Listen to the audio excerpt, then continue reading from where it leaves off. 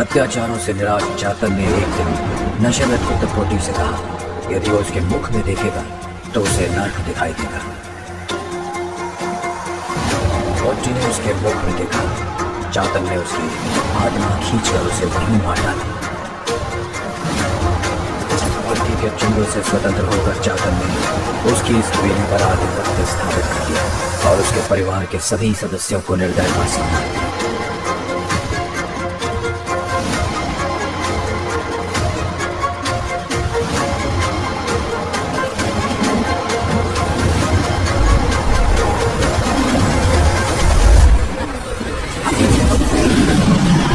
तुम्बाड महाराष्ट्र के कोंकण इलाके में एक गांव है। इस गांव के लोगों की ऐसी मान्यता है कि उनके पूर्वज यहाँ कोई खजाना छुपा कर गए। राही अनिल बर्वे की मूवी तुम्बाड इसी मान्यता को अलग अलग दौर में ट्रेस करती है अपने किरदारों की मदद से। ये कहानी है मराठी राइटर नारायण भारत की, जिसे बर्वे ने तब सुना था जब वो सिर्फ 13 साल के थे।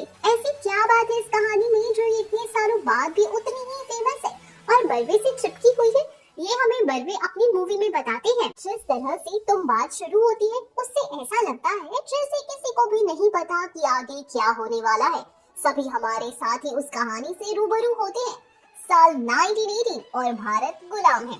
दंत कथाओं का दौर है जिसका एक सिरा प्राचीन देवी से होकर गुजरता है, वहीं जिनकी कोख से करोड़ों देवी देवताओं का जन्म हुआ है। देव का सबसे ज्यादा स्नेह उनके बड़े बेटे हस्तर पर था, लेकिन हस्तर लालची था। वो अपनी माँ की संपत्ति, सोना और अन्न से प्रेम करता था। अपने इस लालच की वजह से उसे बाकी देवताओं का शाप मिल जाता है। अब वो अपनी माँ की कोख में ही रहता है। फिर उसका चुराया हुआ सोना कहाँ है? तुम्बाड में ब्राह्मण परिवार कई पीढ़ियों से ये ढूंढने की कोशिश कर रहा है। दूसरी ओर एक डरी हुई माँ है, उसके 2 बच्चे हैं जो हमारे आपकी तरह उसके इस डर के पीछे की वजह खोजने की कोशिश कर रहे हैं। इनमें से एक का नाम विनायक है जो डापुट है। वो हस्तर की कहानी पता लगाता है।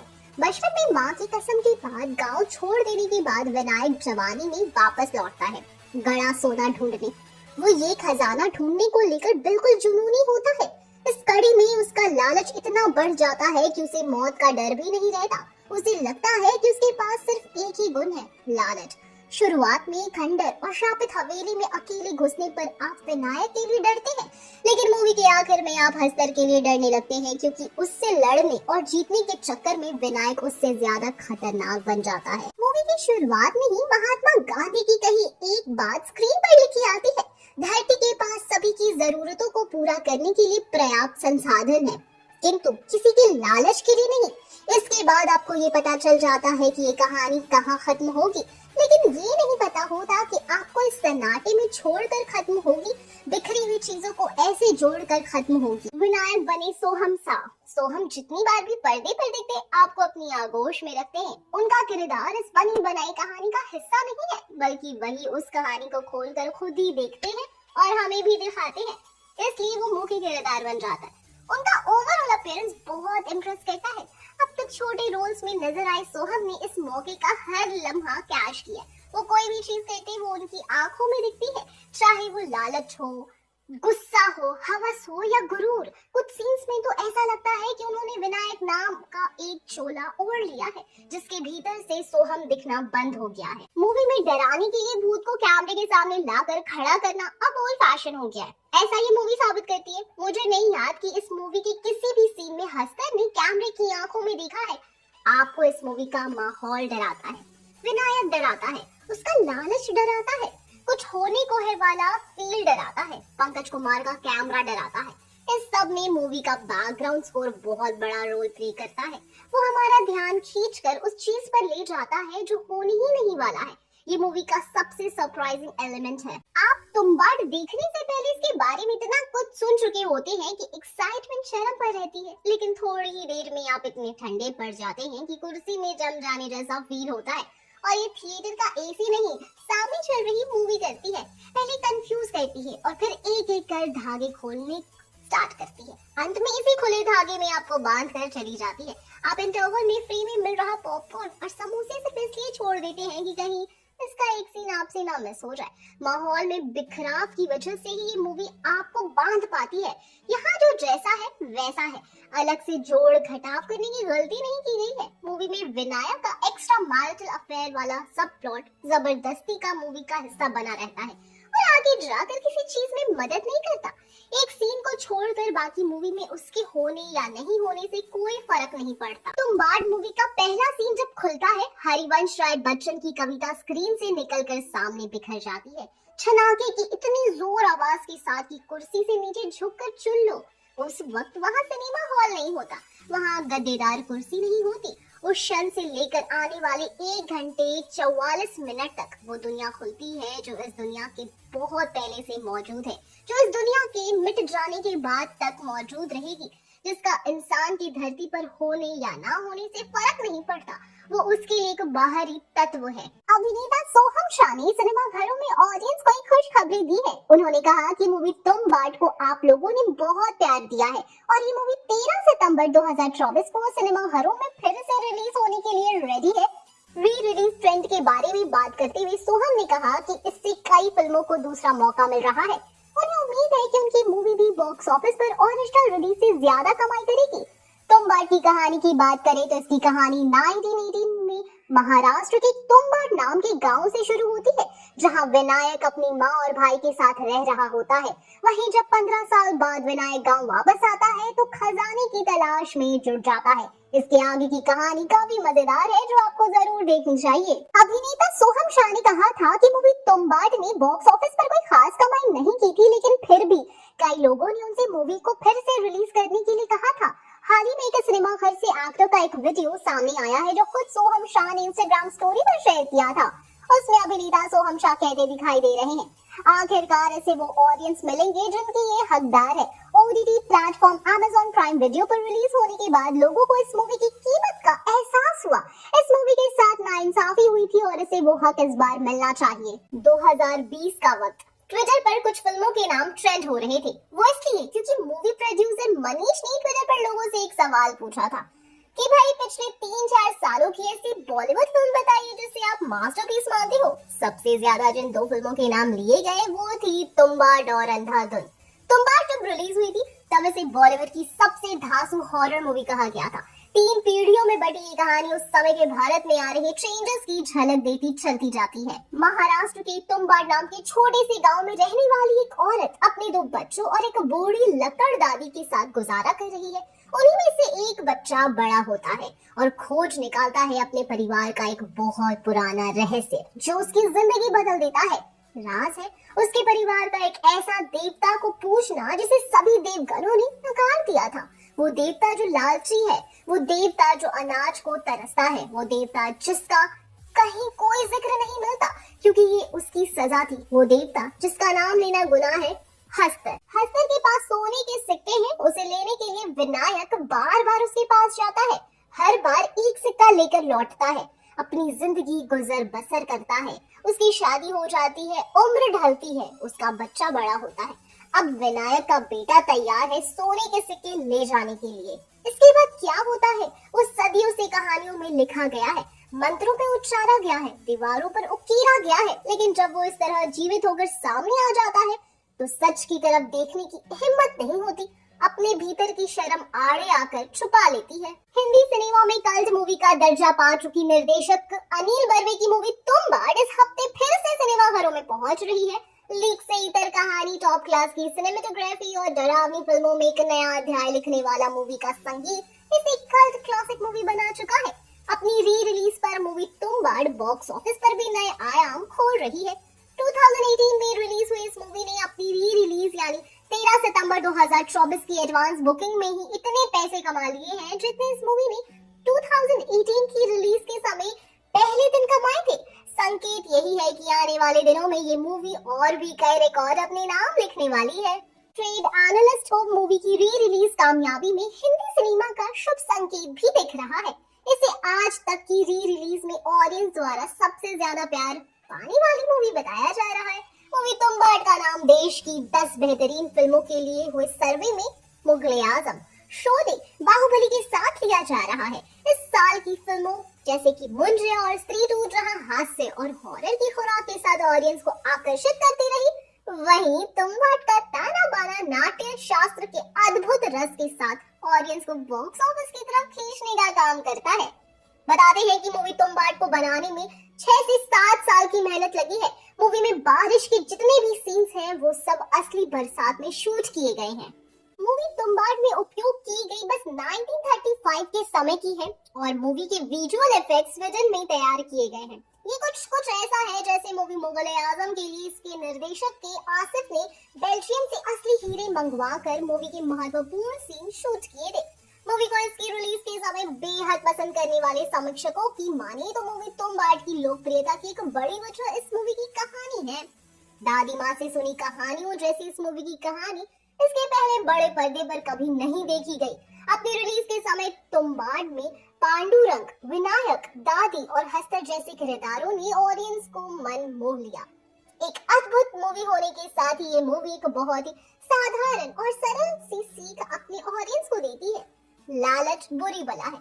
अब जबकि मूवी तुम्बाड दोबारा सिनेमाघरों में रिलीज हो रही है तो इसे सिनेमाघरों में देखने के लिए ऑडियंस में खास उत्साह देखा जा रहा है। हॉरर फिल्मों को लोग बहुत पसंद कर रहे हैं। हाल ही में रिलीज हुई श्रद्धा कपूर और राजकुमार स्टारर मूवी स्त्री टू ने बॉक्स ऑफिस पर धमाल मचा दिया। मूवी ने इस साल की सबसे ज्यादा कमाई करने वाली मूवी का दर्जा हासिल कर लिया है। ऐसे में तुम्बाड के बॉक्स ऑफिस पर धमाल करने की उम्मीदें हैं। तुम्बाड से पहले सिनेमा घरों में और फिल्में भी री रिलीज की गई हैं। इस लिस्ट में गैंग्स ऑफ वासेपुर, रहना है तेरे दिल में, कांतारा, हम आपके है कौन, मैंने प्यार किया, डर भी शामिल है। तुम्बाड को अनिल बर्वे ने मितेश शाह, आदेश प्रसाद और आनंद गांधी के साथ मिलकर लिखा था। हालांकि उस वक्त फिल्म बॉक्स ऑफिस पर ज्यादा कमाल नहीं कर पाई थी और 13.6 CR रुपए ही कमा पाई थी।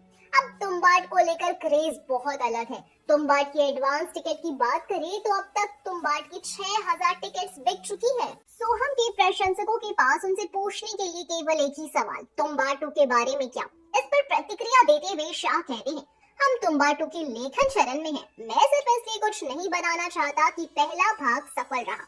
जब तक मैं कहानी से संतुष्ट नहीं हो जाता या जब तक मेरे पास कुछ ऐसा नहीं आ जाता जिस पे मैं भरोसा कर सकूं, तब तक मैं कुछ नहीं कर पाऊंगा। इसलिए जब हम लिखना समाप्त कर लेंगे तभी हम निर्णय लेंगे। लेकिन मैं स्पष्ट रूप से दूसरा भाग, तीसरा भाग और इसी तरह आगे भी बनाना चाहता हूँ। सोहम शाह की cult period horror drama Tumbbad 13 सितंबर को सिनेमाघरों में फिर से रिलीज होने के लिए तैयार है और री रिलीज से पहले सोहम शाह ने तुम्बाड 2 के कथानक का खुलासा किया और बड़े पैमाने पर एक नई मूवी का टीजर भी जारी किया। बातचीत के दौरान सोहम शाह ने खुलासा किया कि वो तुम्बाड के सीक्वल की तैयारी कर रहे हैं।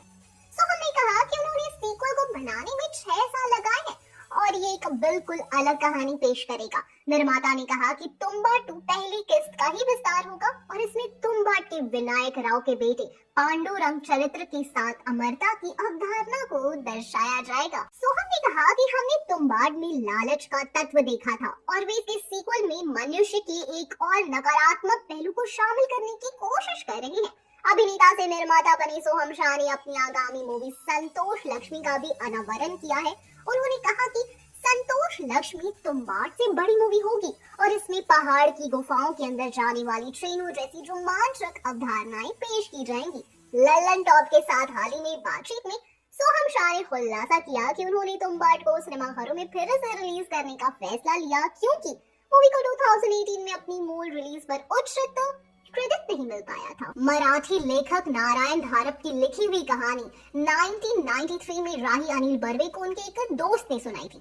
राही ने एक इंटरव्यू में कहा कि काफी समय बाद जब उन्होंने वो कहानी पढ़ी तो उन्हें उसमें कुछ खास नहीं लगा, लेकिन उस दिन उनके दोस्त की सुनाई हुई कहानी उनके दिलो दिमाग पर एक साया बनकर छा गई थी। कहानी थी हस्तर की। प्रजनन और धन्य धानी की देवी ने जब दुनिया बनाई तो हस्तर उसका पहला बच्चा हुआ। उसके बाद 16 करोड़ देवी देवता और हुए, लेकिन हस्तर उसका सबसे प्यारा रहा। इस लाड़ प्यार ने उसे बिगाड़ कर रख दिया था। देवी के दिए हुए धन पर कब्जा कर लिया हस्तर ने, लेकिन उसके भीतर का लालच इतना बढ़ गया था कि उसने अपने भाई बहनों के हिस्से का खाना भी छीनने की कोशिश की। इस पर नाराज होकर उसके भाई बहनों ने उस पर हमला बोल दिया। हार जाने पर वो अपनी माँ की शरण में गया। देवी ने उसकी जान बख्श देने की गुजारिश की। हस्तर की जान वरदान बख्शी हुई, लेकिन एक शर्त पर, वो ये कि उसे कहीं भी पूजा नहीं जाएगा, उसका नाम कहीं नहीं लिया जाएगा, कोई उसके बारे में बात तक नहीं करेगा। बेटे की इस हरकत से लाचार माँ ने उसकी जान बचाए रखने के लिए उसे वापस अपनी कोख में रख लिया। दुनिया हस्तर को भूल गई, लेकिन एक दिन एक परिवार ने उसे याद किया। काल चक्र के पहिए से एक सीख टूट गई, हस्तर का मंदिर बना और उसका श्राप एक परिवार के लिए वरदान बनकर सामने आया। इस वरदान की उपज काटने के लिए बने हथियार बड़े होते गए, पीढ़ी दर पीढ़ी दर पीढ़ी। लालच हलाहल की तरह उत्तराखंड पता ही नहीं चलता। एक मूवी आई थी कुछ समय पहले, अपोस्टल। डैन स्टीवंस उसमें लीड किरदार में थे, जिसका नाम था थॉमस रिचर्डसन। द अपोस्टल नाम से भी एक मूवी आ चुकी थी, लेकिन वो 2 दशक पुरानी थी और उसकी कहानी दूसरी थी। ये अलग मूवी है। कहानी एक ऐसे टापू की जहां थॉमस की बहन जेनिफर को कैद कर लिया गया है। फिरौती की खातिर वो उसे छुड़ाने इस द्वीप पर जाता है। वहां जाकर उसे पता चलता है कि उस टापू पर एक देवी रहती है, वो जीवन दे सकती है, सूख चुके पेड़ पौधों में जान फूंक सकती है। उसकी इस ताकत का फायदा उठाने के लिए वहां के मुखिया ने उसे बांध कर कैद कर लिया है। उसके भोजन के लिए लोगों को कैद कर उन्हें पीस दिया जाता है, फिर जबरदस्ती उसके गले के भीतर खून, मांस और मज्जा उतार देते ताकि द्वीप पर पेड़ पौधों फूल फल सके, फसल हो सके। थॉमस की बहन भी उसके खाने के लिए अब तैयार कर दी गई है। थॉमस उसे बचाने जाता है। वहां एक पेड़ से लपेट कर बांध दी गई देवी गुहार लगाती है थॉमस से कि वो उसे आजाद कर दे। उसकी कोख थक चुकी है, वो अब और जीवन नहीं दे सकती। थॉमस उसे आग लगाकर आजाद कर देता है, लेकिन खुद घायल हो जाता है। मूवी के अंत में एक बेहद खूबसूरत सीन है जहां आधे खून बह जाने के कारण थॉमस जमीन पर गिर जाता है। उसकी बहन और द्वीप के बाकी लोग नाव लेकर जा चुके हैं। वो नहीं जा सकता, वो थक चुका है। उसके शरीर से खून बहकर मिट्टी में मिल गया है। वहां से कोपले फूट रही है। वो कोपले धीरे धीरे थॉमस के आसपास लिपटती है, उसके भीतर घुस जाती है। उसके भीतर की बची हुई जान धरती सोख लेती है। जहां से जो आया था वो वहां वापस चला जाता है। माटी कहे कुम्हार से, तू क्या रौंदे माही, एक दिन ऐसा आएगा मैं रौंदूंगी तो ही। तुम्बाड़ मूवी के सबसे मुग्ध कर देने वाले सीन में से एक वो है जब विनायक सोनी की मुद्रा लेने के लिए देवी की कोख में उतरता है। उसकी दीवारें थरथरा रही हैं। एक जीवित कोख जिसने पूरी दुनिया को जीवन दिया है, अपने पहलौठी के लाल को आश्रय दिए जस की तस बनी हुई है। उसमें उतरकर हस्तर से सोना छीन लाना विनायक के लिए एक रूटीन बन गया है। इतना कि उसका अपना बच्चा समझ गया है कि किस तरह की तैयारी करनी पड़ेगी उसे हस्तर से सोना छीनने के लिए। विनायक की माँ एक मुद्रा से खुश थी। विनायक को कई मुद्राएं चाहिए थी। विनायक के बेटे को पूरा खजाना चाहिए था। देवी की कोख पालने भर तक की है। बच्चा पेट से बड़ा नहीं हो सकता, जीवन का यही नियम है। जो उसके नियम नहीं मानता उसका त्याग कर दिया जाता है। जन्म के साथ पैदा हुए और पले बड़े अंडाणु जीवन का केंद्र बिंदु बनकर प्रस्फुटित होते हैं। अगर उन्होंने अपने होने का काम सिद्ध नहीं किया तो गर्भ में उन्हें निकाल बाहर करता है। अगर भ्रूण में विकार हो तो गर्भ उसे स्वीकार नहीं करता, क्योंकि तब वो एक बोझ बन जाता है।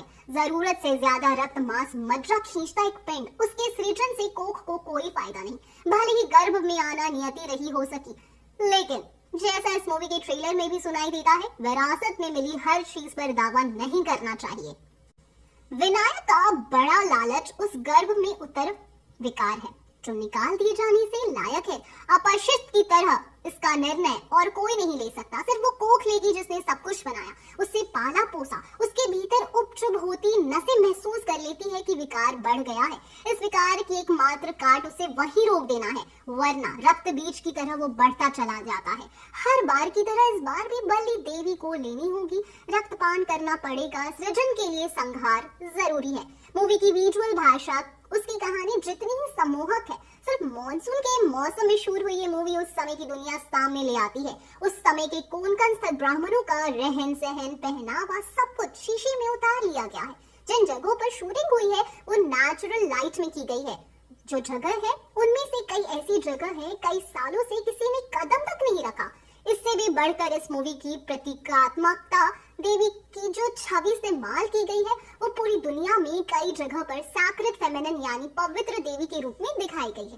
जो पैगन धर्म है वो भी प्रकृति से जुड़े प्रतीकों की पूजा करता है। धरती अक्सर सैक्रेड फेमिनिन के रूप में पूजा जाती है। डेनमार्क, स्वीडन और नॉर्वे के आसपास के इलाके से उपजी नॉर्स माइथोलॉजी में फ्रेया को पूर्ति, उत्पत्ति और युद्ध की देवी माना गया है। ये वही माइथोलॉजी है जिसके किरदार मार्वल स्टूडियोज की मूवी में थॉर और लॉकी के रूप में देखे जा सकते हैं। रेग्नार्क मूवी में हेला नाम की देवी मौत की देवी थी, वो भी नॉर्स माइथोलॉजी का ही हिस्सा है। प्रकृति को पूजने वाले समूह में गर्भ और उससे जुड़ी हर चीज पवित्र बताई जाती है। तुम्बाड में देवी की कोख का एक सेंट्रल कैरेक्टर के रूप में उभरना अपने आप में क्रांति है।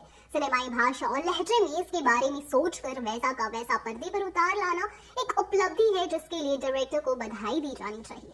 एक समय था जब हॉरर फिल्मों का नाम लेते ही रामर्स ब्रदर का नाम आंखों के आगे आ जाता था। अंधेरा, डाक बंगला और वीराना जैसी फिल्में उनकी ही बनाई हुई थी, जिन्होंने भारत में काफी समय तक हॉरर फिल्मों का बाजार चलता रखा। इन सभी में सेक्स और डरावने भूतों की भरमार होती थी। काफी समय तक ये ट्रेंड चला। उसके बाद हॉलीवुड से पोजेशन या ऊपरी हवा का लगना जैसी चीजें धीरे धीरे फिल्मों में आई। इनमें भी अधिकतर फोकस भूतों और उनके डरावनेपन पर रहा। पिछले कुछ सालों तक बॉलीवुड में हॉरर के नाम पर इसी तरह की फिल्मों का चलन बना रहा। अंधेरे कमरे, उनमें खड़े भूत, कब्रिस्तान में भड़कती आत्माएं, इन सभी में हॉरर एक एक्सटर्नल फैक्टर की तरह रहा। फिल्म मेकिंग के पूरे प्रोसेस में एलिमेंट या तो हमेशा रोमांस का आगे रखा गया या फैमिली का। हॉरर उसे चला या जोड़े रखने का एक बहाना भर था। पर हाल के समय में हॉलीवुड हो चाहे बॉलीवुड, डर की परिभाषा की रिडिफाइन किया जा रहा है। सीमा रेखाएं दोबारा खींची जा रही हैं और साथ ही साथ मिटाई भी जा रही हैं। माइक फ्लैंगन की मूवी ऑक्यूलस हो या फिर साउथ कोरिया की किम जी वून की a tale of two sisters Richard Bates की एक्सजन हो या फिर एम नाइट श्यामलन की स्प्लिट, इन सभी फिल्मों ने ऑडियंस को डर के नए पहलू से रूबरू करवाया। इन सभी फिल्मों में डर किसी बाहरी एलियंस चीज से नहीं था, अपने भीतर से धीरे धीरे बाहर निकलता एक एक्सपीरियंस था। हॉरर की इस परिभाषा में कई चीजें जुड़ी। इंसानी स्वभाव के अलग अलग हिस्सों का अपना रिएक्शन होता है डर को लेकर, उनसे उपजा भय भी किसी रूप में आ जाता है।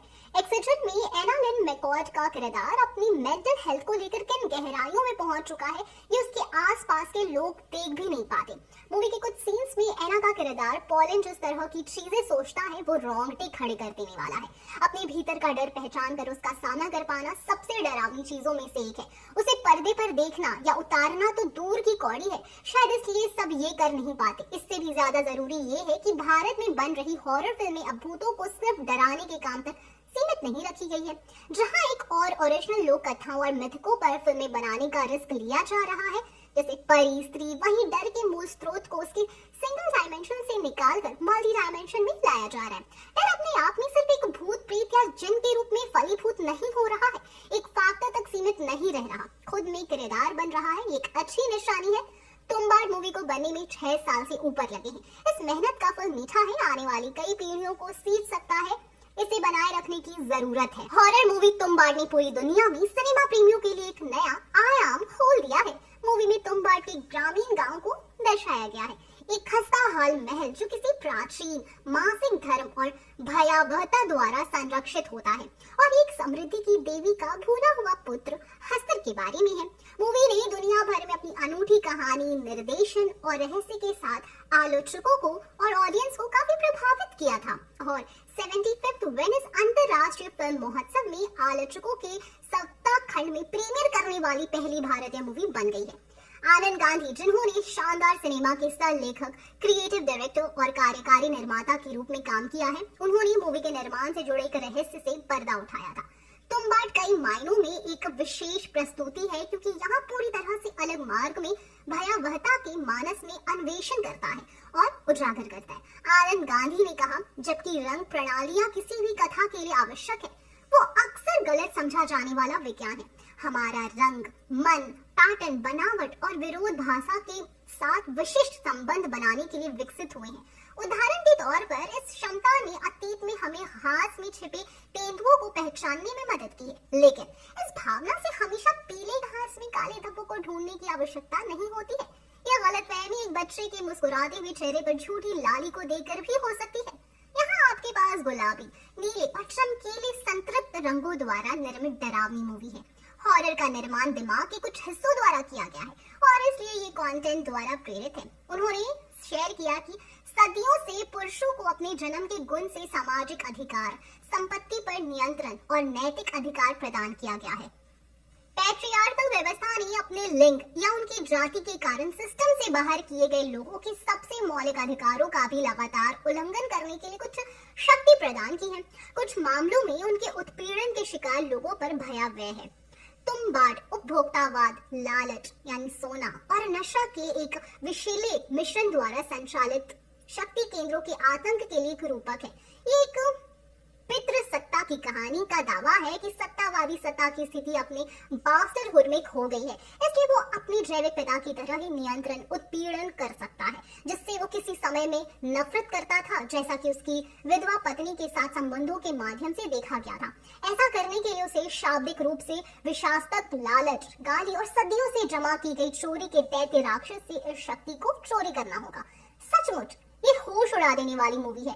ऐसा कम ही होता है कि कोई हॉरर मूवी आमतौर पर बनाए गए ढांचे से आगे निकल जाए और ऑडियंस को लंबे समय तक खौफ का एहसास करा दे।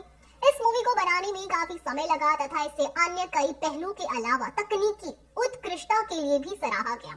आनंद गांधी के बॉम्बे टाइम्स से इस मूवी के बारे में बात की और बताया कि शैली के साथ उनका सफर अभी खत्म नहीं हुआ है। हालांकि हो सकता है कि एक और तुम्बाड ना बने, लेकिन आनंद से पूछा गया कि तुम्बाड को बेहतरीन शिल्प कौशल का नमूना माना जाता है, खास तौर पर तकनीकी विभागों से। उस मूवी में आपका सफर कैसा रहा? आनंद ने कहा, तुम्बाड के साथ मैं विश्व मंच पर भारतीय उत्कृष्टता के लिए एक नया मानक स्थापित करने के लिए दृढ़ संकल्प लेता था। हमने सृजन के हर पहलू, पटकथा, कला, छायांकन, वेशभूषा को अपनी कल्पना की पिछली सीमाओं को पार करने की आकांक्षा के साथ अपनाया। ये रास्ता कठिन था, लेकिन सौभाग्य से हमें ऐसा परिणाम मिला जिस पर हम गर्व कर सकते हैं। इसके बाद आनंद से पूछा गया कि वास्तव में आपको इस पैमाने की मूवी बनाने के लिए क्या उत्साहित किया गया। उन्होंने कहा, शिप ऑफ थीसिस के बाद मैंने अपने शिल्प की सीमाओं को आगे बढ़ाने का निश्चय किया। मैं ऐसी किसी चीज पर काम करना चाहता था जो मुझे पहचान, स्वाभिमान, चोरी और उत्पीड़न के आदेशों के दार्शनिक प्रश्नों में गहराई से उतरने का अवसर प्रदान करे। साथ ही इन विचारों को तीव्र भावनाओं और विस्मयकारी छवियों के साथ एक आदिम मानव नाटक के व्यापक कैनवास पर चित्रित करें। तुम्बाड के साथ मैं उन घटनाओं पर आधारित एक मोशन पिक्चर इवेंट बनाने का इच्छुक था जिन्होंने मुझे जीवन भर प्रेरित किया था। अगला सवाल आनंद के लिए ये था कि आप उस समय हिंदी फिल्म उद्योग में नए थे। एक फिल्म निर्माता के रूप में आपने इतनी जल्दी इतनी चुनौतीपूर्ण चीज का समर्थन करने के इतना बड़ा जोखिम क्यों उठाया? आनंद कहते हैं, बॉलीवुड इंडस्ट्री के मानक के दृष्टिकोण से तुम्बाड को एक जोखिम भरा प्रोडक्शन माना जा सकता है। ये मानस की एक उन्मुक्त खोज है जो स्टार पावर और रोमांटिक टच के बजाय अपने विषय, सिनेमेटोग्राफी, संरचना और प्रदर्शन के माध्यम से सामने आती है। हालांकि एक निर्माता, रचनाकार के रूप में मेरे लिए हमेशा आसान रहा है। मैं संस्कृति के द्वारपालों द्वारा समर्थित इस धारणा को अस्वीकार करता हूँ कि दर्शक केवल एक निश्चित प्रकार के सिनेमा की तलाश में है। कुछ ऐसा बनाए जो दिल को छू जाए, प्रेरित करे, विस्मय में डाले और दर्शक उसका पूरा दिल से स्वागत करे। मीडिया ने पूछा आनंद से कि तुम्बाड में सबसे कठिन चीज क्या थी। दुनिया की कुछ सबसे प्रतिष्ठित ऐतिहासिक फिल्में लाखों डॉलर के विशाल बजट से बनाई गई है। तुम्बाड की हमारी यात्रा में सबसे बड़ी चुनौती थी लागत, एक अंश पर समान गुणवत्ता और पैमाने को प्राप्त करना। हम सभी ने इसे बनाने में कष्ट सही और हमें अपने संघर्षों से सामंजस्य बिठाने में वर्षों लग गए। इसे बनाने में लगे वर्षों में परियोजना को बनाए रखने में अंतहीन चुनौतियां थी, लेकिन सपने के प्रति हर सदस्य की प्रतिबद्धता अटूट रही। हॉरर फिल्मों में आमतौर पर कुछ ऐसे तत्व होते हैं जो इस मूवी में गायब थे। अगला सवाल ये था कि आप इनके बिना कैसे खेल पाए। जबकि ट्रॉप स्वाभाविक रूप से बुरे नहीं होते, वे सिर्फ कहानी कहने का व्याकरण है। हॉरर में थके हुए, बहुत ज्यादा इस्तेमाल किए गए ट्रॉप्स भरे पड़े हैं जो सस्ते रोमांच पैदा करते। तुम्बाड में डरावने दृश्य या अनावश्यक खून खराबे से डर नहीं आता। ये लालच, उत्पीड़न, प्रेत सत्ता की ईंटें बिछाता है और दीवारों के करीब आने पर क्लॉस्ट्रोफोबिया का आनंद उठाता है। डर चौंकाने या बदसूरत होने में नहीं, बल्कि मूड में है, इसके कॉन्टेक्स्ट और इसके अर्थ के मूल में है। आनंद से एक आखिरी सवाल मीडिया वालों ने पूछा कि आज क्या आप एक और हॉरर मूवी बनाना चाहेंगे और तुम्बाड को एक फ्रेंचाइजी में बदलना चाहेंगे? डर और आतंक से जुड़े सवाल हमारे अस्तित्व के लिए मौलिक हैं। उनके इर्द गिर्द की चिंताएं मौलिक हैं, आंतरिक हैं और मैं उन्हें हर आगे तक तलाशना चाहूंगा। हालांकि क्योंकि मैं अपने जीवन काल में केवल सीमित संख्या में कहानियां ही बता सकता हूँ, इसलिए मैं उन कहानियों के बारे में ध्यान से और गहराई से सोचता हूँ, जिन्हें मैं बताना चाहता हूँ। हर बार नई अंतर्दृष्टि को समेकित करना गुण है, बजाय इसके कि मैं पहले से साझा की गई चीजों पर फिर से विचार करूं। तो तुम्बाड़ पर मेरा काम खत्म हो गया है, लेकिन इस शैली में मेरा काम अभी स्टार्ट ही हुआ है। सोहम शाह की हॉरर मूवी तुम्बाड़ 13 सितंबर को सिनेमाघरों में दोबारा रिलीज होने वाली है। उससे पहले मेकर्स ने मूवी का एक और पोस्टर रिलीज किया है। मूवी की एडवांस बुकिंग भी स्टार्ट हो गई है। ट्रेड एनालिस्ट कोमल नाहटा के मुताबिक अब तक मूवी के 13,000 टिकट्स बुक हो चुके हैं, जिसमें से पीवीआर और आइनॉक्स में मूवी के 9200 और सिनेपोलिस में 3800 टिकट्स बिके हैं। ये एक हॉरर मूवी है जो ओरिजिनली 2018 में रिलीज हुई थी। कोई मोई की रिपोर्ट के हिसाब से उस समय ओपनिंग डे पर मूवी ने 65 लाख की कमाई की थी, लेकिन इस बार ये मूवी अपना पिछला रिकॉर्ड तोड़ सकती है। इसे राही अनिल बर्वे ने डायरेक्ट किया है। राजस्थान के श्री गंगानगर के व्यवसायी सोहम शाह ने अपनी जिंदगी के 7 साल यहाँ तक की अपनी संपत्ति भी बेचकर तुम्बाड़ का निर्माण किया। तुम्बाड़ एक ऐतिहासिक लोकगीत है जो शुक्रवार को सिनेमाघरों में फिर से रिलीज हो रही है।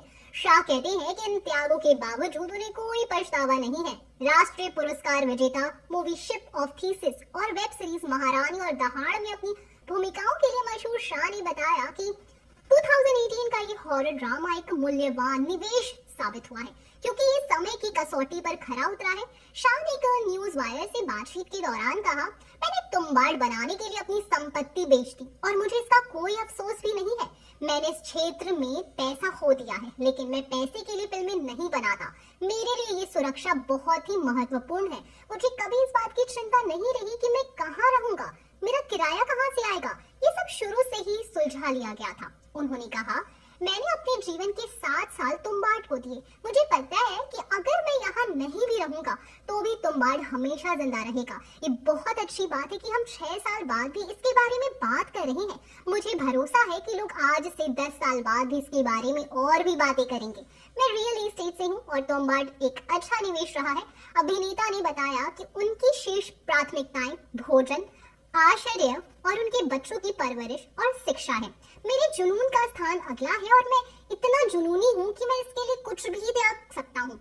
उन्होंने कहा, राही अनिल बर्वे द्वारा निर्देशित तुम्बाड़ का प्रीमियर वेनिस अंतरराष्ट्रीय मूवी महोत्सव में आलोचकों के सप्ताह खंड में हुआ था। महाराष्ट्र के एक गांव में स्थापित हिंदी मूवी विनायक रॉय यानी शाह के लालच और जुनून में उतरती है, क्योंकि वो एक पौराणिक खजाने की खोज करता है जिसकी रक्षा दृष्ट हस्तर करता है। शाह ने कहा कि समय के साथ ऑडियंस ने ये पहचान लिया है कि तुम्बाड़ एक ऐसी मूवी है जिसे बड़े पर्दे पर देखा जाना चाहिए। जब भी आप सोशल मीडिया पर इस मूवी के बारे में कुछ पढ़ते हैं तो लोग कहते हैं कि हमने एक इवेंट मूवी बनाई है, ये एक त्योहार की तरह है। कुछ लोग कहते हैं कि भाग्यशाली थे कि उन्हें सिनेमाघरों में देखने का मौका मिला। एक व्यक्ति ने यहाँ तक कहा कि इसे ओटीटी पर देखने का पछतावा है और काश वो इसे थिएटर में देख पाता, अब उसे वो मौका मिलेगा। उन्होंने आगे कहा, किसी अन्य मूवी के बारे में इस तरह की चर्चा नहीं हुई है। लोगों को एहसास हुआ है कि मूवी ओटीटी पर देखने के लिए नहीं है, ये एक सिनेमा मूवी है, जिसका कारण ये है कि इसे इस तरह से बनाया गया है, इसके वीएफएक्स, बैकग्राउंड और सिनेमेटोग्राफी के साथ। शाह ने ये भी बताया कि मूवी अपनी शुरुआती रिलीज के समय ऑडियंस तक ठीक से नहीं पहुंची। उन्हें अक्सर सोशल मीडिया पर सीक्वल के बारे में सवाल मिलते हैं। जब भी मैं इंस्टाग्राम या ट्विटर पर कुछ पोस्ट करता हूँ तो केवल 2 तरह की टिप्पणियां होती हैं, तुम तुम्बाड़ 2 कब बना रही हो, या तुम मूवी को सिनेमाघरों में फिर से क्यों नहीं रिलीज कर रहे हो। लोग तुम्बाड़ को बड़े पर्दे पर देखना चाहते हैं। उन्होंने मुझे बहुत प्यार दिया और मैं उन्हें सिनेमाघरों में ये मूवी देखने का एक और मौका देना चाहता हूँ। शाह अगली बार मूवी क्रेजी में नजर आएंगे जो नवंबर में रिलीज होगी। सोहम शाह की मूवी तुम्बाड़ एक बार सिनेमाघरों में रिलीज होने जा रही है। एक हॉरर मूवी है और मूवी को लेकर फैंस बहुत ही एक्साइटेड है। मूवी में सोहम शाह ने एक्टिंग करने के साथ साथ मूवी को प्रोड्यूस भी किया है। सोहम शाह ने बेहतरीन कलाकार और प्रोड्यूसर है। आज हम आपको सोहम शाह की कुछ ऐसी ही फिल्मों के नाम बता रहे हैं जिसमें उन्होंने काम किया है। साल 2009 में रिलीज हुई इस मूवी से सोहम शाह ने एक्टिंग की शुरुआत की थी। इस मूवी में सोहम शाह के साथ मिथुन चक्रवर्ती, ओम पुरी और मुकेश तिवारी जैसे कलाकार नजर आए थे। ये क्राइम ड्रामा मूवी थी, इसे आप YouTube पर देख सकते हो। इसके बाद सोहम शाह के प्रोडक्शन हाउस के बैनर तले मूवी शिप ऑफ थीसिस भी बनी। इस मूवी में भी सोहम शाह ने एक्टिंग की। इस मूवी को बेस्ट फीचर मूवी की कैटेगरी में नेशनल फिल्म अवार्ड से नवाजा गया। सोहम ने मूवी में एक्टिंग भी की थी। इस मूवी की IMDb रेटिंग 8 है। इस मूवी को आप YouTube पर भी देख सकते हो। साल 2023 में सोहम शाह वेब सीरीज दहाड़ में नजर आए थे। इस मूवी में सोनाक्षी सिन्हा मुख्य भूमिका में नजर आई थी। ये एक क्राइम थ्रिलर सीरीज है। IMDb रेटिंग की बात करें तो इस सीरीज की रेटिंग 7.6 है। हर कोई इस मूवी को लेकर एक्साइटेड है। जब मूवी पहले सिनेमा घरों में रिलीज हुई थी तो उसे ऑडियंस से बहुत प्यार नहीं मिला था। बाद में OTT के जरिए तुम्बाड़ को ऑडियंस का प्यार मिला। अब जब मूवी दोबारा रिलीज होने जा रही है तो मूवी के प्रोड्यूसर और एक्टर सोहम शाह मूवी के प्रमोशन में लग गए हैं। ऐसे ही एक इंटरव्यू में सोहम ने अपनी फिल्मों और काम करने के तरीके पर बात किया। साथ ही उन्होंने आमिर खान को अपना गुरु बताया। सिद्धार्थ करण के साथ बातचीत में सोहम शाह से सवाल किया गया कि अक्षय कुमार साल की 5-5, 6-6 फिल्में करते हैं। लोग कहते हैं इसी वजह से उनकी फिल्में चल नहीं रही। और एक होता है Aamir Khan school of thought.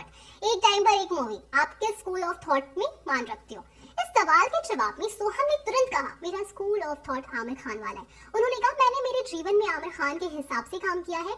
हमारे यहाँ एजुकेशन सिस्टम नहीं था। जो स्कूल का सिलेबस था वो फॉलो करते थे। मैंने जो कुछ सीखा फिल्मों से सीखा है और वो मैंने मेरे बिजनेस में भी इस्तेमाल किया। ऐसा नहीं है सिर्फ मूवी लाइन में ही काम किया है। उन्होंने एग्जाम्पल देते हुए कहा, आमिर खान से मैंने सीखा था कि काम करो, अच्छे से काम करो। मैंने जो मेरा रियल स्टेट का काम किया, एक ही काम किया पर वो अच्छे से किया। नहीं तो उस समय क्या होता, आदमी की जब चलती है तो वो पेट्रोल पंप भी खोल लेता है, 10 कॉलोनी कार्ड देगा और 10 चीजें कर देगा। मैंने एक काम पर फोकस किया, उसका फल मुझे आज भी खरा हुआ मिल रहा है। सक्सेस जो बाइक मुझे अभी मिल रहा है। इसके बाद सोहम ने आमिर खान को गुरु बताते हुए कहा, मैं तो आमिर खान को अपना गुरु मानता हूँ। मेरे लिए मेरे द्रोणाचार्य है वो। मैं उस स्कूल ऑफ थॉट को फॉलो करता हूँ। वो जो दूसरा स्कूल ऑफ थॉट है वो कैसे काम करता है मुझे भी नहीं पता है, इसलिए उस पर कमेंट करने के लिए मैं सही इंसान नहीं हूँ। पर मेरा school of thought Aamir Khan है। सोहम शाह हिंदी सिनेमा में चर्चित नाम बनकर उभरे हैं। सोहम शाह ने महारानी, तुम्बाड़, दहाड़, तलवार जैसी फिल्मों और वेब सीरीज में अपनी शानदार अभिनय से एक अलग ही पहचान बनाई हुई है। वेब सीरीज महारानी और दहाड़ में उनका काम सराहनीय है। सोहम शाह ने अभिनय की कोई पारंपरिक ट्रेनिंग नहीं ली और ना ही उनका कोई फिल्मी बैकग्राउंड है। बावजूद इसके सोहम शाह की कामयाबी लोगों को प्रेरणा दे रही है। सोहम शाह से उनके जीवन और फिल्मी करियर के बारे में आउटलुक से मनीष पांडे ने बातचीत की। सोहम से पूछा गया, आपने किन सिचुएशन में अपनी शुरुआत की? उन्होंने बताया कि मेरा जन्म राजस्थान के श्री गंगानगर में हुआ। मुझे बचपन से ही सिनेमा का शौक था। सिनेमा घर में मूवी देखने का अलग ही क्रेज था। मुझ पर शाहरुख खान की मूवी दिलवाले दुल्हनिया ले जाएगा गहरा प्रभाव पड़ा। एक नई दुनिया खुल गई थी सामने। मन में इच्छा हुई कि कुछ ऐसा ही काम मैं भी करूं। लेकिन मैं जिस परिवार से आता हूं वहां आर्थिक स्थिति बहुत अच्छी नहीं थी। जिम्मेदारियां बहुत थी। इस कारण अभिनय मेरी पहली प्राथमिकता नहीं थी। मैं बिजनेस करता था। बिजनेस में ही मेरा जीवन बीत रहा था। आगे सोहम से पूछा गया कि अभिनय की तरफ आना किस तरह से हुआ। सोहम कहते हैं, मैंने कभी रंगमंच किया और ना ही कभी किसी एक्टिंग स्कूल से पढ़ाई की। जवानी तक मैंने कभी एक्टिंग की ही नहीं थी। मैं तो बिजनेस में व्यस्त था। जब मेरी आर्थिक स्थिति ठीक हुई तो मन में विचार आया कि अब अपने सपने को पूरा करना चाहिए। तब मैं मुंबई आया और अपने अभिनय की दुनिया को खोजने लगा। खंगाला स्टार्ट किया। मुंबई एक बड़ी दुनिया है जहां हजारों लोग अपने सपने को सच करने आते हैं। यदि आप अनजान हो, अपरिपक्व हो तो आपका संघर्ष लंबा होता है। मैंने जी तोड़ मेहनत की और लगन से काम किया। इसका नतीजा ये निकला कि देरी से सही मुझे पहचान जरूर मिली। सोहम के लिए अगला सवाल था, मुंबई में काम पाने के लिए किन चुनौतियों का सामना किया? मुंबई में मेरी यात्रा काफी संघर्षपूर्ण रही। सोहम कहते हैं, जब आप गैर फिल्मी पृष्ठभूमि से आते हैं तो आपको कई स्तर पर चुनौतियां यानी चैलेंजेस का सामना करना पड़ता है। ये तो मेरा नसीब था कि मैं कर गया। अन्यथा यहाँ बेहद प्रतिभावना कलाकार संघर्ष करते हुए खत्म हो जाते हैं। उन्हें एक अवसर तक नहीं मिलता। मैं एक तरफ अपनी एक्टिंग की क्राफ्ट को निखारने का काम कर रहा था तो दूसरी तरफ मुंबई में टिके रहने के लिए काम ढूंढता था। दोनों में संतुलन बनाना कठिन था। मैं 7-8 साल तक तनावपूर्ण स्थिति में रहा। बार बार विचार आता था कि सब छोड़कर वापस चल जाऊं। मुझे लगता था कि मैं सही दिशा में प्रयास कर रहा हूँ, लेकिन कोई मुझे काम नहीं दे रहा था।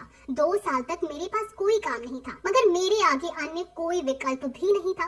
वापस जाने का मतलब होता कि सपने की मौत। उन्हीं दिनों में तुम्बाड़ नाम की मूवी बना रहा था। मुझे इस मूवी पर बहुत भरोसा था।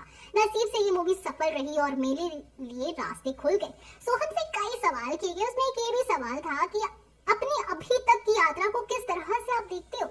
सोहम कहते हैं, मैं अपनी यात्रा को लेकर संतुष्ट हूँ। मैंने कई बार कहा है कि मैं मुंबई खाली हाथ आया था, मुझे अभिनय का कुछ ज्ञान नहीं था, फिर भी आज मुझे पसंद किया गया है, मुझे काम मिला है और मेरी सराहना हुई है।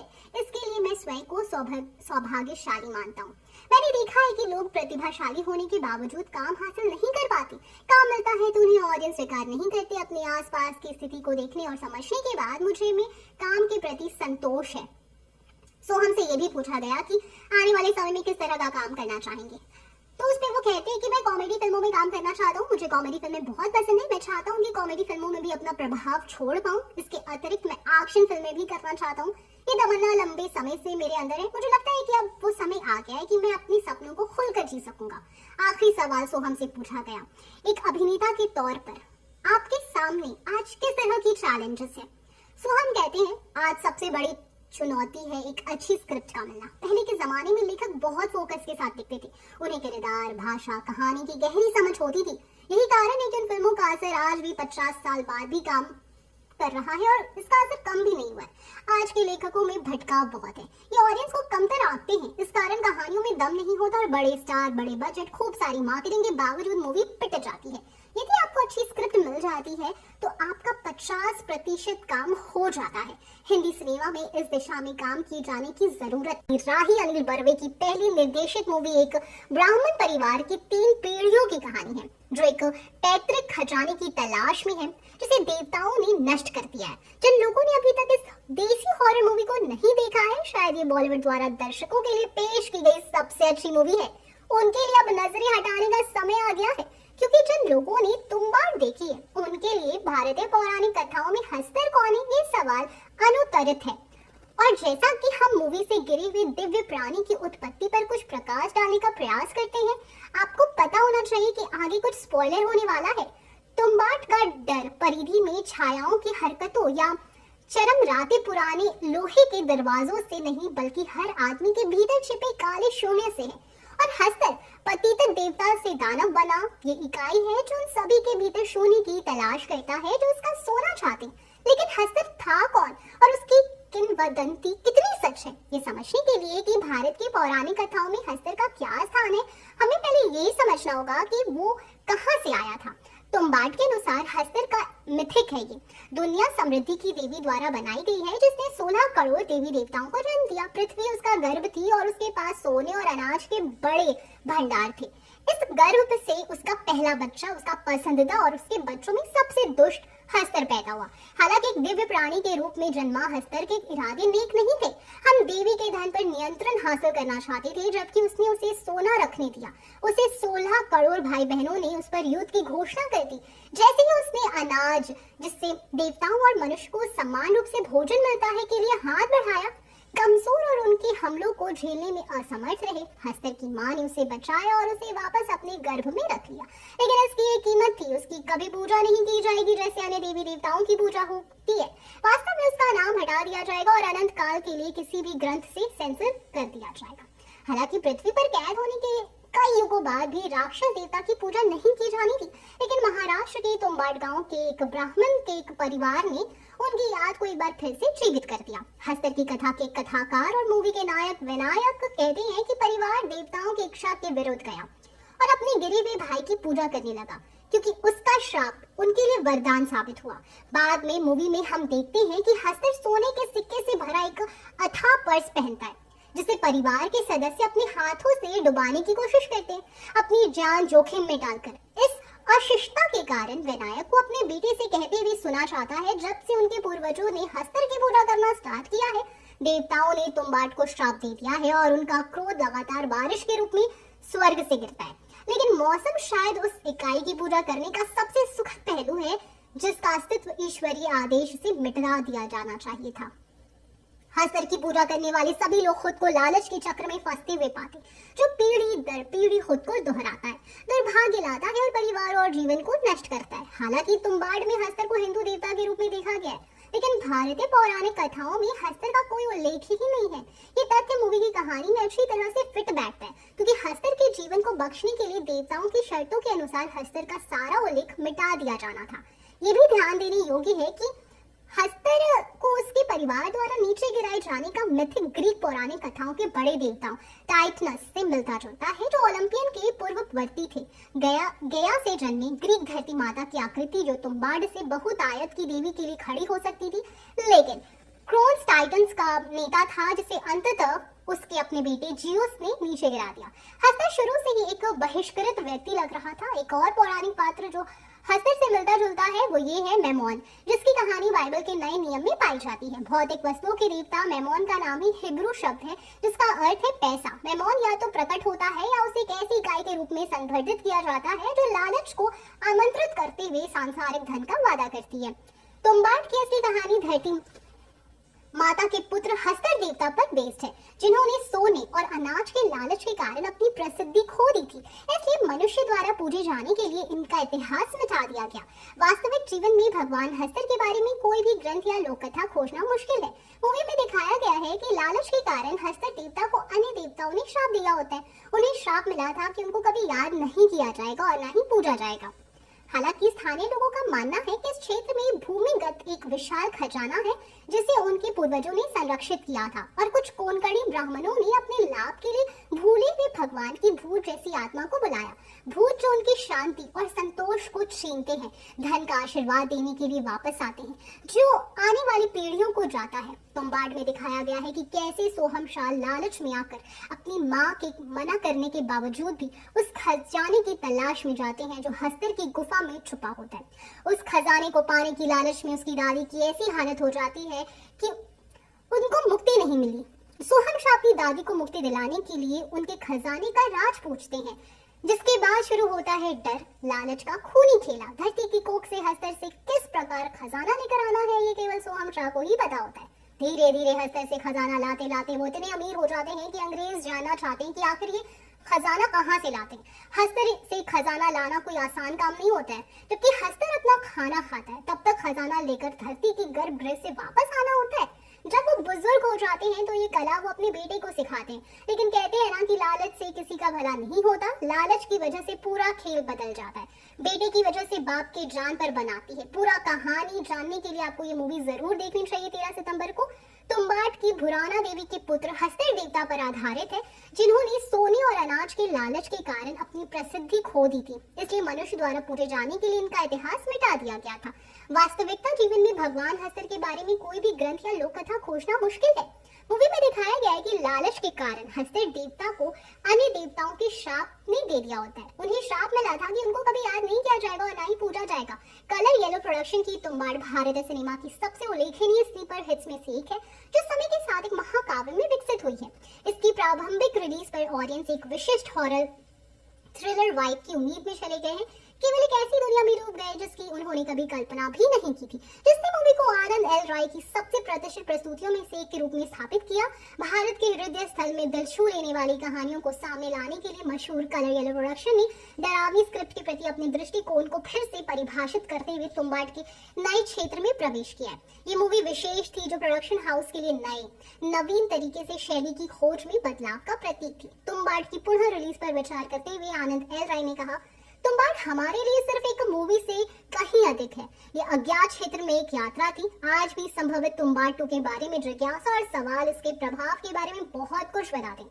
हमें तुम्बाड पर अविश्वसनीय रूप से गर्व है और हम ऑडियंस द्वारा इसे दोबारा देखने के लिए इंतजार कर रहे हैं। ये निस्संदेह कलर येलो प्रोडक्शन की सबसे गौरवपूर्ण उपक्रमों में से एक है और शैलियों के साथ प्रयोग की यात्रा में एक और कदम भी है। सोहम शाह बहनत ये मूवी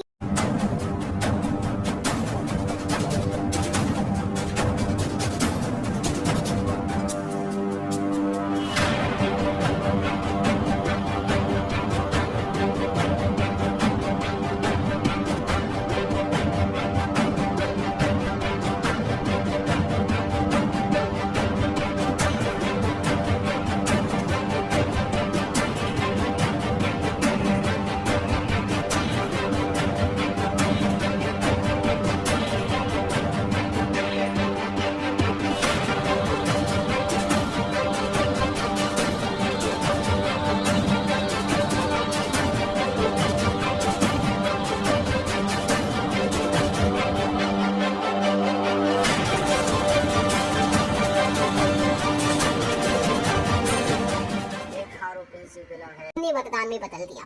पतित देवता सोने के सिक्के से भरा एक अथाह थैला धारण करके उनकी पूजा का पात्र बन गए। हालांकि इससे लालच का एक चक्र शुरू हुआ जिसने गांव पर दुर्भाग्य को लाद दिया। बॉलीवुड में इन दिनों पुरानी फिल्मों की री रिलीज का ट्रेंड चल रहा है। अभी इस लिस्ट में एक और मूवी का नाम जुड़ रहा है। इस मूवी का नाम तुम्बाड़ है, जो पहले तो थिएटर्स में कम देखी गई थी, लेकिन अब इस मूवी की रिलीज से पहले मेकर्स ने एक नया ट्रेलर रिलीज कर दिया जो बेहद शानदार है। इसके अलावा मूवी की कहानी भी काफी अनोखी है, जो तुम्बाड़ को बॉलीवुड की सबसे अलग हॉरर मूवी बनाती है। निर्देशक राही अनिल बर्वे की मूवी एक बार फिर से सुर्खियों में छाई हुई है। इस हफ्ते सिनेमाघरों में ये मूवी री रिलीज होने वाली है। मूवी के री रिलीज से पहले मेकर्स ने इसका नया ट्रेलर जारी किया था, जिसने सबसे रोंगटे खड़े कर दिए थे। इस मूवी का ट्रेलर देख लग रहा है कि इस साल आई हॉरर मूवी मुंजिया और स्त्री 2 को टक्कर देने वाली है। तुम्बाड़ को कल्ट मूवी का दर्जा भी हासिल हो चुका है। मूवी तुम्बाड़ का शानदार ट्रेलर देख लगता है कि ये नए ऑडियंस के साथ मूवी देख चुके पुराने ऑडियंस को भी एक बार फिर से थिएटर्स तक खींच लाएगा। वहीं मूवी की कहानी भी काफी इंटरेस्टिंग है, जो 1981 से शुरू होती है। ये महाराष्ट्र के काल्पनिक गांव तुम्बाड़ में छिपे खजाने की कहानी को दर्शाती है, जहां एक परिवार हस्तर नामक राक्षस का मंदिर बनवाता है, जिसे कोई नहीं पूछता, लेकिन वो परिवार उसका शाप धन पाने के लालच में विनाशकारी परिणामों का सामना करता है। मूवी में सोहम शाह ने विनायक राव का किरदार निभाया है। इसी के साथ वो नेगेटिव रोल में भी नजर आ रहे हैं। हॉरर मूवी तुम्बाड़ में मनुष्य के लोभ और मोह के बारे में बात की गई है। तुम्बाड़ पहली बार 12 अक्टूबर 2018 को सिनेमाघरों में आई थी और अब इसे 5 साल बाद कल यानी 13 अक्टूबर 2024 को एक बार फिर से रिलीज किया जाने वाला है। मूवी के बजट की बात करें तो ये $50 मिलियन यानी कि करीब 30 करोड़ रुपए के बजट में बनी है। मूवी को उस वक्त तो कुछ खास रिस्पांस नहीं मिला था, तब मूवी केवल 13.6 करोड़ ही कमा पाई थी, लेकिन अब जिस तरह ने मूवी का क्रेज दिखाया है उसे देख लगता है कि ये इस बार काफी अच्छा कलेक्शन करने वाली है, क्योंकि एडवांस बुकिंग में ही मूवी के कई टिकट बिक चुके हैं। 24 घंटों में मूवी की करीब 6,500 टिकट्स बिक चुकी हैं। ऐसे में री रिलीज में मूवी के अच्छा प्रदर्शन करने की संभावना है बहुत ही ज्यादा। साथ ही साथ ये भी बताया जा रहा है कि जो आजकल के यूथ हैं वो इस तुम्बाड़ को लेकर बहुत ही एक्साइटेड है। साथ ही साथ जहां ये मूवी आपको Amazon प्राइम वीडियो पर देखने को मिल रही थी, अभी उसे वहां से हटा दिया गया है ताकि लोग थिएटर्स में जाकर इस मूवी को देखें, क्योंकि ऑलरेडी लोग थिएटर्स में इस मूवी को डिमांड कर ही रहे थे। 2022 का वक्त, कन्नड़ भाषा की मूवी कांतारा लगातार बॉक्स ऑफिस पर कमाई के नए रिकॉर्ड कायम कर रही है। महज 18 करोड़ में बनी इस मूवी ने 446 करोड़ कमाई की थी। इसी बीच मूवी की तुलना लगातार 2018 की मूवी तुम्बाड़ से की जा रही थी। ये मुद्दा और भी ज्यादा तब गरमाया जब तुम्बाड़ के क्रिएटिव डायरेक्टर आनंद गांधी ने कहा कि कांतारा मूवी तुम्बाड़ के आगे कुछ नहीं है। इसके बाद से ही सोशल मीडिया पर दोनों फिल्मों के दो अलग अलग गुटों के बीच जमकर बहस छिड़ गई। इन सबसे इतर दोनों ही फिल्मों के बनने की जर्नी बेहद अलग रही। जहां कांतारा 2021 से बन रही थी, वहीं तुम्बाड़ बनने में 21 सालों का लंबा समय लगा। डायरेक्टर राही अनिल बर्वे ने साल 1997 में इस मूवी की स्टोरी पर काम करना स्टार्ट कर दिया था। उस समय डायरेक्टर महज 18 साल के थे। 2009-10 के बीच अनिल ने करीब 700 पन्नों का स्टोरी बोर्ड तैयार किया। साल 1993 में अनिल के दोस्त ने उन्हें एक वाइल्ड लाइफ सेंचुरी की कहानी सुनाई थी, जिसे सुनकर अनिल इतना डर गए कि उनकी पैंट तक गीली हो गई। इसी आइडिया पर उन्होंने मूवी बनाने का सोचा। वहीं मूवी का टाइटल मराठी नोवेल तुम्बाड़चे खोट से निकाला गया। अनिल ने 2008 में मुश्किल से प्रोड्यूसर ढूंढा और लीड रोल में नवाजुद्दीन सिद्दीकी को साइन किया, लेकिन उस प्रोड्यूसर ने मूवी छोड़ दी तो नवाज भी निकल गए। ऐसे में 2012 में अनिल ने खुद ही मूवी को फाइनेंस करने का डिसीजन लिया। सोहम शाह को विनायक के रोल में कास्ट किया गया, जिसके लिए उन्होंने 8 किलो वजन बढ़ाया। मूवी 6 सालों में बनकर तैयार हुई। ऐसे में सोहम ने वही वजन मेंटेन रखा। जब मूवी बनकर रेडी हुई तो डायरेक्टर अनिल उससे संतुष्ट नहीं थे। उन्होंने मूवी दोबारा लिखी और नए सिरे से दोबारा शूट किया। ऐसे में मूवी 2015 तक बनकर तैयार हो गई। मूवी को 120 दिनों में शूट किया गया था। वहीं गर्भ में दिखाए गए हस्तर के सीन को बिना किसी VFX के तैयार किया गया। कांतारा की मेकिंग में सबसे ज्यादा मुश्किल मूवी की शूटिंग रही। देव कोला का रोल निभाने वाले ऋषभ शेट्टी को रोजाना 50 से 60 किलो सामान उठाकर शूट करना पड़ता था। देव कोला जैसा पवित्र नृत्य करने के कारण ऋषभ ने मांसाहारी खाना त्याग दिया और पूरी शूटिंग सिर्फ नारियल पानी पीकर की। शूटिंग में फायर स्टिक से पीटे जाने पर उनकी पीठ जल गई थी। इस मूवी को 30 सितंबर 2022 में साउथ की महज 800 स्क्रीन पर कन्नड़ भाषा में रिलीज किया गया था। कन्नड़ में मिली सफलता के बाद इसे हिंदी, तमिल, तेलुगु भाषा में भी रिलीज करने का फैसला लिया गया। इसे हिंदी में देश भर की 2500 स्क्रीन पर रिलीज किया गया। वियतनाम में रिलीज होने वाली ये पहली कन्नड़ मूवी है। मूवी ने अब तक 446 करोड़ रुपए का कलेक्शन कर लिया था। इसी बीच भेड़िया, राम सेतु, थैंक गॉड जैसी बड़ी फिल्में रिलीज हुई थी, लेकिन उन सभी की कमाई कांतारा से कम रही। तुम बाट का प्रीमियर वेनिस मूवी फेस्टिवल में हुआ। इस फेस्टिवल में गई ये पहली भारतीय मूवी थी। इसे फिल्म फेयर की 8 कैटेगरी में नॉमिनेट किया गया था, जिनमें से इसे best cinematographer, best art director और बेस्ट साउंड डिजाइन का फिल्म फेयर अवार्ड भी मिला। इसके अलावा मूवी को अलग अलग अवार्ड फंक्शन में करीब 18 अवार्ड मिले थे। अब दोनों फिल्मों की कहानी क्या है, आइए जानते हैं। सबसे पहले कांतारा की बात करते हैं। एक गाँव है कुंदपुरा, जो कर्नाटक के समंदर किनारे वाला इलाका है। सदियों पहले वहाँ के राजा ने वहाँ के आदिवासी लोगों को एक जगह भेंट में दी थी, ताकि वो वहाँ पर अपना घर और मंदिर बना सके। बदले में उनके कुल देवता राजा की रक्षा करते थे। वो कुल देवता है पंजूरली। वो कुंदपुर के लोगों, गांव और जंगल की सुरक्षा करते हैं। ये एक लोक कथा है, या जैसे मूवी की टैगलाइन में लिखा है, दंत कथा। सालों से ऐसे चला आ रहा है, पर अब राजा के पोते को वो जगह वापस चाहिए, क्योंकि वो बहुत कीमती जमीन है। साथ साथ गांव के लोग जंगल से लकड़ियां, जड़ी बूटी वगैरह लेते हैं और शिकार भी करते हैं। ये भी सालों से चला रहा है। अब एक फॉरेस्ट ऑफिसर आ जाता है, जो गांव के लोगों से कहता है कि वो जंगल की जमीन पर कब्जा नहीं कर सकता, शिकार नहीं कर सकते। इसलिए उनके बीच भयंकर झगड़ा हो जाता है। मूवी की शुरुआत होती है शिवा यानी ऋषभ शेट्टी से, जिसके पिता भूता कोला प्रथा करते हैं। ये कोई भी नहीं कर सकता, सिर्फ चुनिंदा इंसान ही कर सकते हैं। इस प्रथा में इंसान दैवीय वेशभूषा धारण करता है, वैसे वस्त्र, आभूषण और श्रृंगार करता है। फिर देवता के लिए नाच और अन्य कलाओं का प्रदर्शन भी करता है। इस विधि के चलते कब उस इंसान में देवता की आत्मा आ जाती है, कोई कह नहीं सकता। शिवा को ये सब नहीं पसंद और वो इस सब से दूर रहता है। वो एक कंबला का खिलाड़ी भी है। कंबला भैंसों की रेस होती है जो हर साल होती है, और अपना हीरो बड़े जोश में इसमें हिस्सा लेता है। इन सब की कहानी कैसे आगे बढ़ती है, कैसे ये अपने झगड़े सुलझाते हैं, जिस चीज से शिवा अपनी पूरी जिंदगी भागता रहा, उसका सामना वो कैसे करता है, ये आगे की कहानी है। शिवा के लव इंटरेस्ट के रोल में सप्तमी गौड़ा है, जिन्होंने लीला का किरदार निभाया है। 2-3 ऐसे सीन्स हैं जहां शिवा उसके साथ अश्लील हरकतें करता है, जैसे उसे नहाते वक्त छुप कर देखना आदि, जो गलत है। पर इन सीन्स का मकसद है आपको दर्शाना कि शिवा कितना ओछा आदमी है। उसे हर वक्त उसकी माँ से डांट पड़ती ही रहती है, पर जब जरूरत आती है तो वो अपने लोगों के साथ खड़ा भी होता है। मूवी में छुआछूत भी दिखाई गई है। फॉरेस्ट ऑफिसर के रोल में किशोर, जिन्होंने बढ़िया काम किया। कांतारा के सिनेमेटोग्राफर अरविंद कश्यप हैं। उन्होंने जंगल के सीन बहुत ही उम्दा ढंग से कैप्चर किए हैं। म्यूजिक अजनीश लोकनाथ ने दिए हैं, जो कि फोक और रॉक का बढ़िया मिश्रण है। मूवी के एक्शन सीन बहुत धांसू है और इनको कोरियोग्राफ किया है 2 बार नेशनल अवार्ड जीत चुके विक्रम मोर ने। इस मूवी की खूबी इसकी स्टोरी टेलिंग है। रीमेक और एडैप्शन के दौर में हमें एक ऐसी कहानी देखने को मिलती है जो बहुत ही लोकल है और लोगों से ज़हनी तौर पर जुड़ी हुई है। बहुत ही रिच कल्चर और हेरिटेज को दर्शाया गया।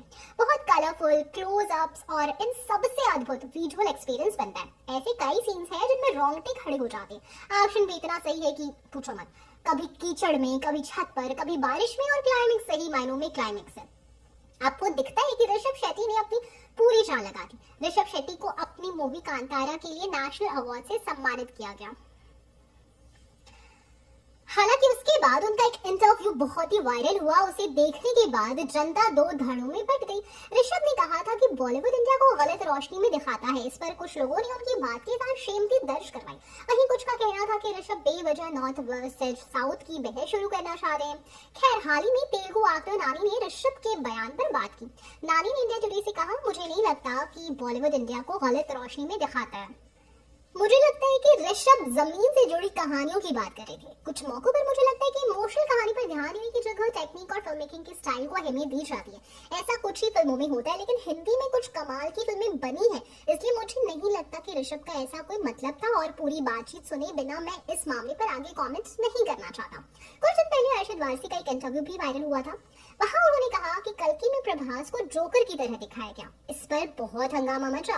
कई जगह मीडिया में छपा कि अरशद प्रभास को जोकर कह रहे। एक इवेंट के दौरान नानी से भी इस बात पर रिएक्शन लिया गया। तब उन्होंने अरशद के लिए कहा कि उन्हें अपनी जिंदगी की सबसे ज्यादा पब्लिसिटी इस बयान से मिल गई है।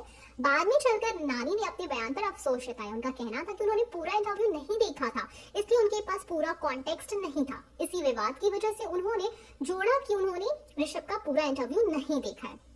बहरहाल ऋषभ ने मेट्रो सागा नाम के चैनल को दिए इंटरव्यू में कहा था, इंडियन फिल्में खास तौर पर बॉलीवुड इंडिया को नेगेटिव ढंग से दिखाते हैं। ये कथित आर्ट फिल्में इंटरनेशनल इवेंट्स में दिखाई जाती है और उन्हें अटेंशन भी मिलता है।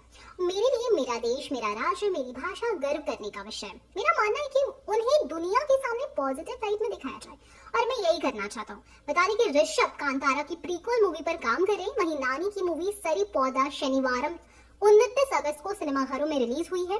क्रिटिक्स की तरफ से मूवी को अच्छे रिव्यूज मिल रहे हैं और यही मूवी के कलेक्शन में भी नजर आ रहा है। मूवी ने पहले वीकेंड पर करीब 24 करोड़ रुपए का कलेक्शन किया है। वहीं अगर तुम्बाड़ की बात की जाए तो मूवी एक धन और सोने की देवी की कहानी है जो 190 देवताओं को जन्म देती है।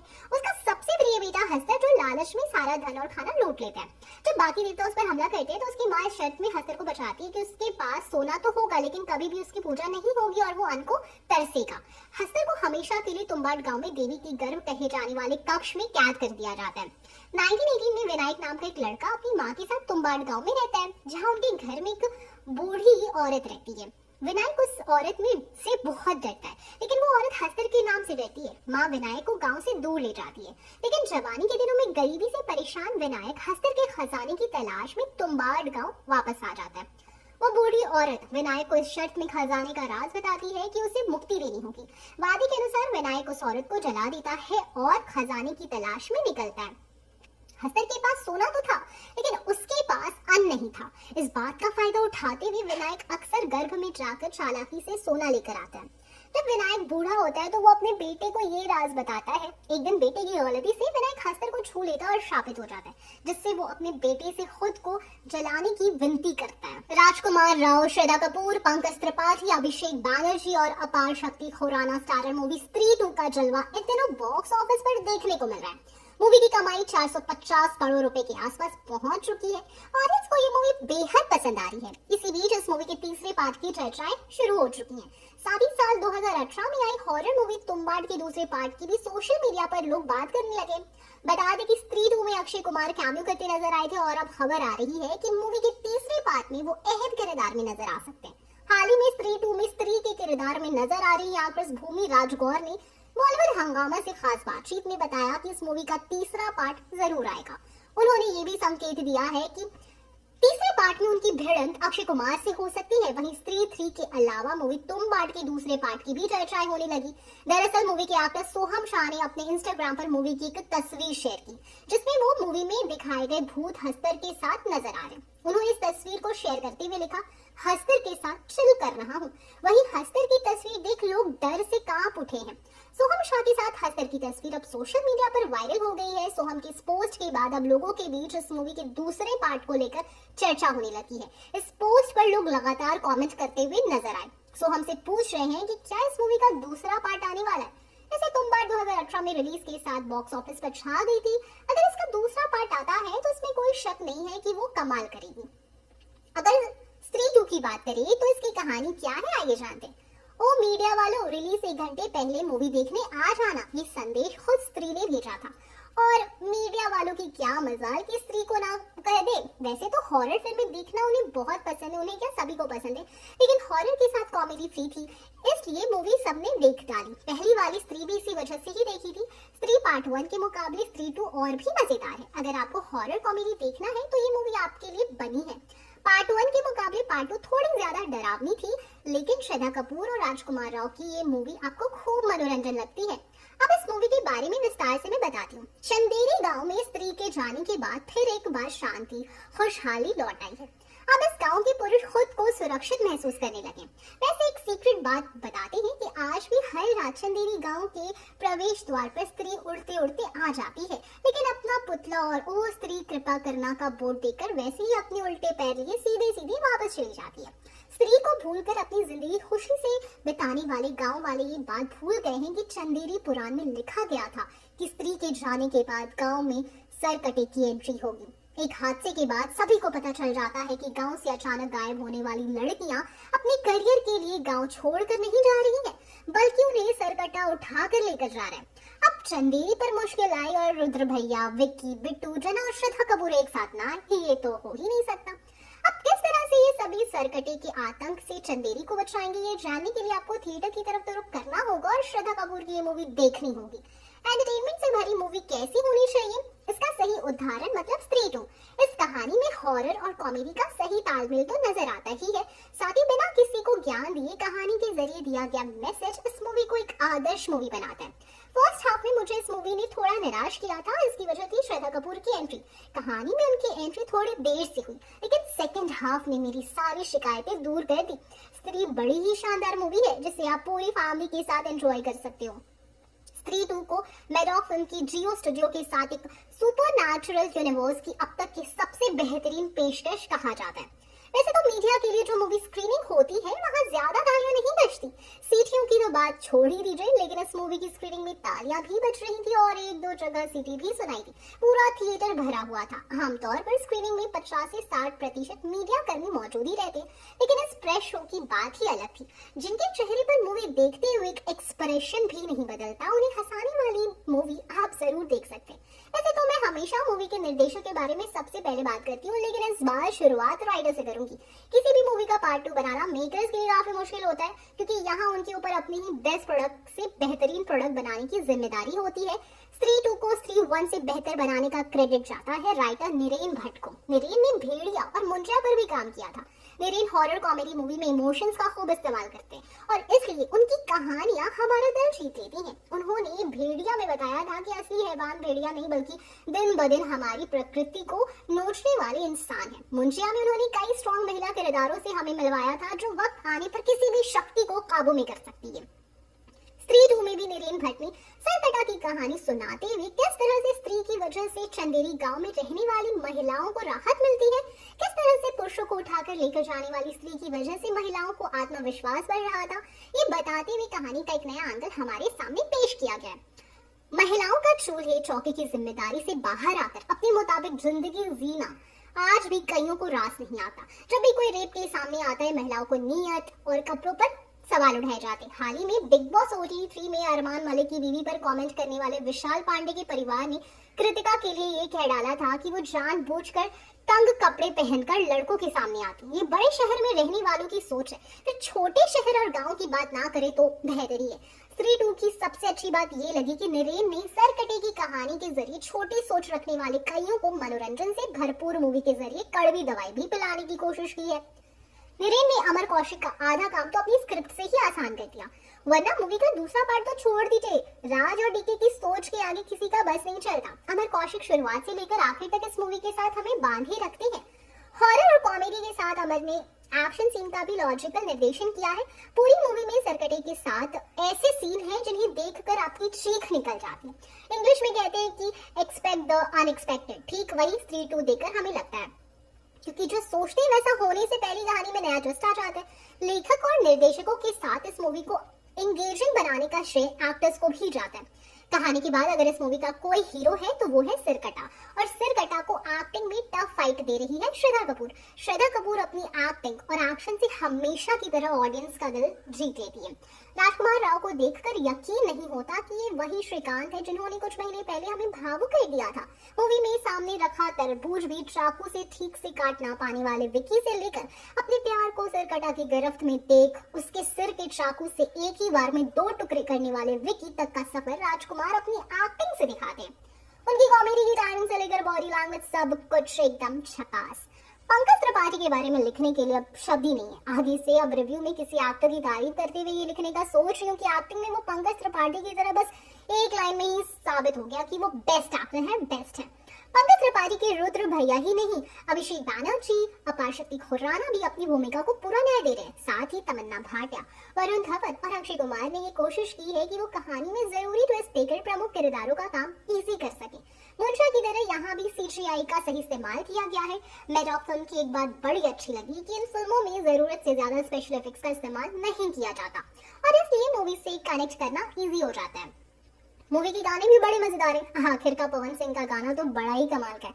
इस मूवी में कई क्लोज शॉट्स का इस्तेमाल किया गया है, फिर वो सरकटे की क्लोज शॉट हो या बाकियों की, इन क्लोज शॉट में सही एंगल बहुत जरूरी होता है और ये एंगल इस मूवी में नजर आ रहा है। मूवी मजेदार है लेकिन कुछ चीजें लॉजिक से मेल नहीं खाती। अगर रात के समय मेरे पैरों के सामने कोई बड़ी सी बालों वाली चीज आ जाए तो मैं तो सीधे उल्टी दिशा में तेजी से भाग जाऊंगी, लेकिन यहाँ लड़की को सिरकटा का सिर खुद जाकर उठाते हुए दिखाया गया। दूसरी बात, सिरकटा की पूरी कहानी क्या थी वो आखिर तक समझ नहीं आई। सिर्फ इतना ही बताया गया कि सिरकटे ने स्त्री को कैसे बनाया। बाकी तो सब ठीक है, लेकिन बैक स्टोरी भी जरूरी होती है। नए पार्ट के चक्कर में बैक स्टोरी को अधूरा छोड़ना पाप है। मनोरंजन से भरपूर है राजकुमार राव और श्रद्धा कपूर की हॉरर कॉमेडी मूवी स्त्री 2। रोते हुए बिट्टू को देख राजकुमार राव का उसमें तुम बिट्टू हो स्नेहा कक्कड़ नहीं कहना, ये फिर जना का श्रद्धा कपूर में इंटरेस्ट दिखाने वाले वरुण धवन को तू भेड़िया है भेड़िया, एनिमल मत बन की चेतावनी देना जैसे कई मजेदार डायलॉग इस मूवी में शामिल किए गए हैं। स्त्री 2 और तुम्बाड़ भले ही हॉरर मूवी हो, लेकिन दोनों का प्लॉट लाइन बहुत ही एक दूसरे से डिफरेंट है। स्त्री 2 वैसे हॉरर प्लस कॉमेडी है और वहीं तुम्बाड़ हॉरर है बस। और स्त्री 2 का जो सिनेमेटोग्राफी है और तुम्बाड़ का जो सिनेमेटोग्राफी है दोनों ही लाजवाब है। अब जहां स्त्री ने तो अपनी पार्ट 2 में कामयाबी के झंडे गाड़ दिए, अब तुम्बाड़ की अपकमिंग मूवी यानी तुम्बाड़ 2 को लेकर भी कामयाबी के झंडे गाड़ने बात। आनंद एल राय तुम्बाड़ मूवी के प्रोड्यूसर हैं। हाँ, सोहम शाह भी इसके प्रोड्यूसर हैं, लेकिन आज हम बात करेंगे आनंद एल राय के बारे में, तो अच्छे से विस्तार से इनके बारे में जानते हैं। भारत पाकिस्तान का बंटवारा आज भी तमाम दिलों को छलनी कर देता है। इसी दर्द को मूवी डायरेक्टर आनंद एल राय के परिवार ने भी झेला। सीमा पर खींची दीवार के बाद उनके पिता पाकिस्तान का सिंध इलाका छोड़कर देहरादून पहुंचे और बाद में दिल्ली में अपना आशियाना बनाया। दिल्ली में ही 28 जून 1971 के दिन आनंद एल राय का जन्म हुआ। हम आपको आनंद एल राय की जिंदगी के चंद लम्हों से रूबरू करा रहे हैं। बता दें कि दिल्ली में ही पढ़ाई लिखाई के बाद आनंद महाराष्ट्र के औरंगाबाद आ गए। यहाँ कंप्यूटर इंजीनियरिंग करके वो एक कंपनी में बतौर इंजीनियर जॉब करने लगे। हालांकि इसमें उनका मन नहीं लगा। उस वक्त आनंद एल राय के बड़े भाई रवि राय टीवी शो डायरेक्ट करते थे। आनंद भी उनके साथ जुड़ गए और कुछ समय बाद अपने खुद के शो डायरेक्ट करने लगे। आनंद एल राय ने बतौर डायरेक्टर साइकोलॉजिकल मूवी स्ट्रेंजर से डेब्यू किया। ये 1951 में आई movie stranger on a train की हिंदी रीमेक थी, लेकिन इसमें आनंद बुरी तरह असफल रहे। इसके 3 साल बाद उन्होंने थोड़ा प्यार थोड़ा मैजिक मूवी बनाई, लेकिन ये भी बॉक्स ऑफिस पर कमाल नहीं कर सकी। शुरुआती 2 फिल्में फ्लॉप होने के बाद आनंद एल राय ने 3 साल का ब्रेक ले लिया। 2011 में मूवी तन्नू वेड्स मन्नू के साथ वापसी की। इस मूवी ने ऐसा धमाल मचाया कि हर तरफ आनंद एल राय का नाम छा गया। उन्होंने इस मूवी का सीक्वल भी बनाया जो सुपर हिट रहा। इसके बाद आनंद एल राय ने अपने production house colour yellow production की शुरुआत की, जिसकी बैनर तले मूवी रांझना बनी। इस मूवी से साउथ के सुपरस्टार धनुष को बॉलीवुड में लॉन्च किया गया। इसके बाद नील बटे सन्नाटा, शुभ मंगल सावधान, शुभ मंगल ज्यादा सावधान, हसीन दिलरुबा और जीरो जैसी फिल्मों ने आनंद की शोहरत में 4 चांद लगा दिए। आनंद एल राय की मूवी जीरो का एक मजेदार किस्सा है, आइए वो भी जानते हैं। साल 2018 में शाहरुख खान की मूवी आई थी जीरो। डायरेक्टर थे आनंद एल राय। पिक्चर बॉक्स ऑफिस पर कमाल नहीं कर पाई, मगर वीएफएक्स के लिए इसकी तारीफ हुई थी। इसके गाने और पिक्चराइजेशन के लिए भी लोगों ने इसे बहुत पसंद किया। उस वक्त इसका बजट था 200 करोड़ रुपए। रिसेंटली आनंद एल राय ने बताया कि इसी बजट के चलते उनके और शाहरुख खान के बीच झगड़ा हो गया था। मैशाबील इंडिया को इंटरव्यू में आनंद एल राय ने बताया कि मूवी के सेट पर शाहरुख के साथ काम करने का एक्सपीरियंस कैसा था। उन्होंने ये बताया कि मूवी के बजट को लेकर उनके और शाहरुख के बीच एक हेल्दी झड़प भी हुई थी। आनंद से पूछा गया कि बतौर प्रोड्यूसर क्या वो कभी जीरो जैसी क्लिष्ट फिल्मों पर इतने पैसे लगाएंगे। इस पर आनंद ने कहा, मेरे तो झगड़े ही इसी बात पर होते थे। वो बादशाह आदमी, मैं तो साधारण आदमी। मुझे लगता था इतना पैसा क्यों लगा रहे हैं। मेरा तो दिल बहुत छोटा है उस मामले में, मगर फिर इसलिए वो शाहरुख खान है। जीरो मूवी 5 फिल्मों के बराबर थी। एक शॉट को 5 बार शूट किया जाता था। शाहरुख खान ने मुझे पहले 3-4 दिन देखा, फिर मुझसे कहा कि चिंता मत करो, मैं करूंगा। उस आदमी में ताकत है रिस्क लेने की, तो वो लेता है, फिर जो मिलता है वो उसकी अपनी मेहनत होती है। शाहरुख खान की जीरो को उनकी एक एक्सपेरिमेंटल मूवी भी कहते हैं, जिसमें शाहरुख एक बॉनी बने हैं। इस मूवी के बिहाइंड द सीन देखेंगे तो पता चलता है कि इसके एक एक सीन को शूट करना कितना कॉम्प्लेक्स रहा होगा। वीएफएक्स के अलावा हर बार एक शॉट के साथ पूरा का पूरा सेट चेंज करना पड़ता था। शाहरुख ही इस मूवी के प्रोड्यूसर थे। मूवी में रेड चिलीज का पैसा लगा था और ये शाहरुख के कुछ ड्रीम प्रोजेक्ट्स में से एक थी। आनंद एल राय ने ये भी कहा कि मूवी में होने वाले इतने सारे चैलेंजेस के बाद उन्होंने शाहरुख से ये भी कहा था कि वो कहानी को बदल सकते हैं। शाहरुख नॉर्मल तरीके से मूवी की शूटिंग कर ले, मगर उस वक्त भी शाहरुख ने आनंद को समझाया और मूवी पूरी की। हालांकि ये पिक्चर बॉक्स ऑफिस पर बुरी तरह पिटी। 19.35 CR की ओपनिंग पाने वाली इस मूवी का लाइफ टाइम कलेक्शन 90 करोड़ से ऊपर नहीं जा पाया। इसी मूवी के बाद शाहरुख लंबी ब्रेक पर चले गए। फिर साल 2020 में कोरोना आया और सब कुछ ठप पड़ गया। 2018 के बाद शाहरुख 2023 में वापस आए। करीब 5 साल बाद शाहरुख ने कमाल का कमबैक किया और एक ही साल में 3 ब्लॉकबस्टर फिल्में दी, जैसे पठान, जवान और डंकी। तीनों ही फिल्मों ने मिलकर बॉक्स ऑफिस पर करीब 2600 करोड़ रुपए कमा लिए। कलर येलो प्रोडक्शंस की तुम्बाड़ भारतीय सिनेमा की सबसे उल्लेखनीय स्लीपर हिट फिल्मों में से है, जो समय के साथ एक महाकाव्य में तब्दील हो गई है। इसकी शुरुआती रिलीज पर ऑडियंस ने एक विशिष्ट हॉरर थ्रिलर वाइब की उम्मीद की थी, लेकिन वे एक ऐसी दुनिया में डूब गए जिसकी उन्होंने कभी कल्पना तक नहीं की थी, जिसने इस मूवी का आनंद एल राय की सबसे प्रतिष्ठित प्रोडक्शन में से एक बना दिया। भारत की दिल की धड़कनों से दिल को छू लेने वाली कहानियों को सामने लाने के लिए मशहूर कलर येलो प्रोडक्शन ने तुम्बाड़ के साथ नए क्षेत्र में कदम रखा। हॉरर स्क्रिप्ट के प्रति अपने दृष्टिकोण को फिर से परिभाषित किया। ये मूवी खास थी जिसने शैली को नए अभिनव तरीके से तलाशने के लिए प्रोडक्शन हाउस के लिए एक बदलाव को चिन्हित किया। आनंद एल राय और कलर येलो प्रोडक्शन ने ऑडियंस को कुछ बेहतरीन प्रोजेक्ट दिए, जिनमें से अधिकांश अपने समय से आगे के थे और अपनी रिलीज के वर्षों बाद भी ऑडियंस के साथ गूंजते हैं। कुछ प्रमुख उदाहरण हैं तनुवत्स मन्नू, नील बट्टे सन्नाटा, तुम्बाड़, शुभमंगल सावधान, एन एक्शन हीरो, रांझना, जिसे फिल्म फेयर अवार्ड्स नाइट में 7 नामांकन प्राप्त हुए और अभी सूची जारी ही है। 2023 के लिए हमारे पास पहले से ही आत्मा पैम्फलेट है, जिसे बर्लिन मूवी फेस्टिवल में प्रदर्शित किया था और खूब प्रशंसा मिली।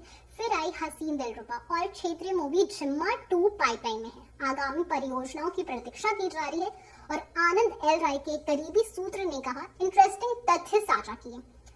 आनंद एल राय के एक करीबी सूत्र ने बताया कि एक कई परियोजनाओं के है जिस पर एक साथ काम किया जा रहा है। आज के समय के कुछ बड़े नाम पहले से ही जुड़े हुए हैं और घोषणाएं जल्दी होने वाली हैं। जल्द ही प्रशंसक वास्तव में कुछ रोमांचक और इंटरेस्टिंग परियोजनाओं की उम्मीद कर सकते हैं। क्या पक रहा है? इस तरह की आशाजनक झलक के साथ उत्साह पहले से ही बढ़ गया है और हर कोई अब और अपडेट की प्रतीक्षा कर रहा है। हम इस बारे में अधिक जानने के लिए वेट नहीं कर सकते कि इन कहानियों की रूपरेखा कैसी दिखने वाली है। क्या ये एक वास्तविक जीवन की कहानी है, एक मर्डर मिस्ट्री है, एक मनोवैज्ञानिक थ्रिलर है, प्रेम कहानी है, या आप आधिकारिक घोषणा तक इंतजार करते देखते हैं। वैसे तो रक्षाबंधन के बाद अक्षय कुमार से आनंद के साथ काम करना चाहते हैं। अक्षय कुमार के साथ आनंद एल राय ने रक्षाबंधन नाम की मूवी बनाई थी। बड़े जतन से बनाई गई ये मूवी बुरी तरह पिटी। इसकी एक वजह ये मानी गई कि ये आमिर की लाल सिंह चड्ढा के साथ रिलीज हुई थी, मगर मसला ये था कि उस दिन रिलीज हुई दोनों में से कोई मूवी नहीं चली। अमूमन फिल्ममेकर्स मूवी फ्लॉप होने के बाद आगे बढ़ जाते हैं, अगले प्रोजेक्ट पर काम भी स्टार्ट कर देते हैं, मगर आनंद एल राय ने इस पर गंभीरता से विचार किया।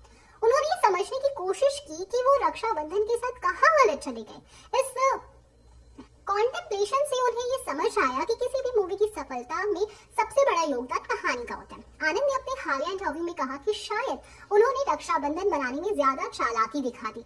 यही वजह रही कि मूवी लोगों को पसंद नहीं आई। रक्षाबंधन के फ्लॉप होने पर उन्होंने पीटीआई से बात करते हुए कहा, जब मैंने रक्षाबंधन बनाई तो मैं गलत था। मैंने ये सोचा कि मूवी बी और सी टियर वाले शहरों की जनता के लिए बनाई जाए।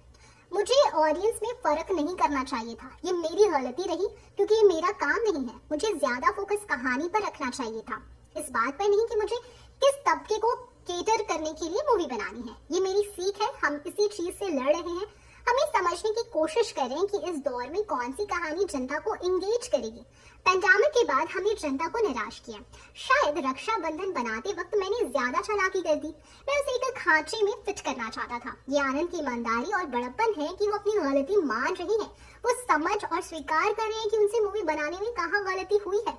हिंदी फिल्म इंडस्ट्री में ऐसा बहुत कम ही देखने को मिलता है। खैर, अपनी इस बातचीत में आनंद आगे कहते हैं, ये रक्षाबंधन मेरी सबसे तेजी से बनी मूवी थी, मगर मैंने उसका स्वाद लिया। मैं कभी इस मूवी को बनाने में जल्दबाजी नहीं दिखाई। मैंने इसे बनाते में खूब मजे किए। मगर मैं इस मूवी में सोनाक्षी सिन्हा मुख्य भूमिका में नजर आई थी। ये एक क्राइम थ्रिलर सीरीज है। IMDb रेटिंग की बात करें तो इस सीरीज की रेटिंग 7.6 है।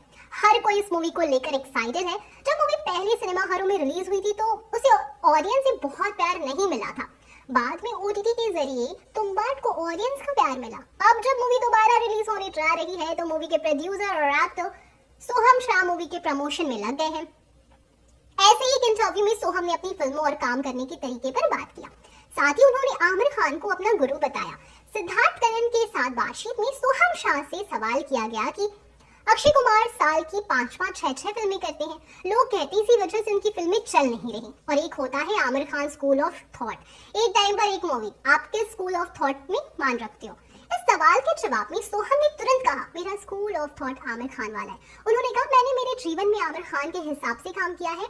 हमारे यहाँ एजुकेशन सिस्टम नहीं था, जो स्कूल का सिलेबस था वो फॉलो करते थे। मैंने जो कुछ सीखा फिल्मों से सीखा है, और वो मैंने मेरे बिजनेस में भी इस्तेमाल किया है। ऐसा नहीं है सिर्फ मूवी लाइन में ही काम किया है। उन्होंने एग्जाम्पल देते हुए कहा, आमिर खान से मैंने सीखा था कि एक काम करो, अच्छे से काम करो।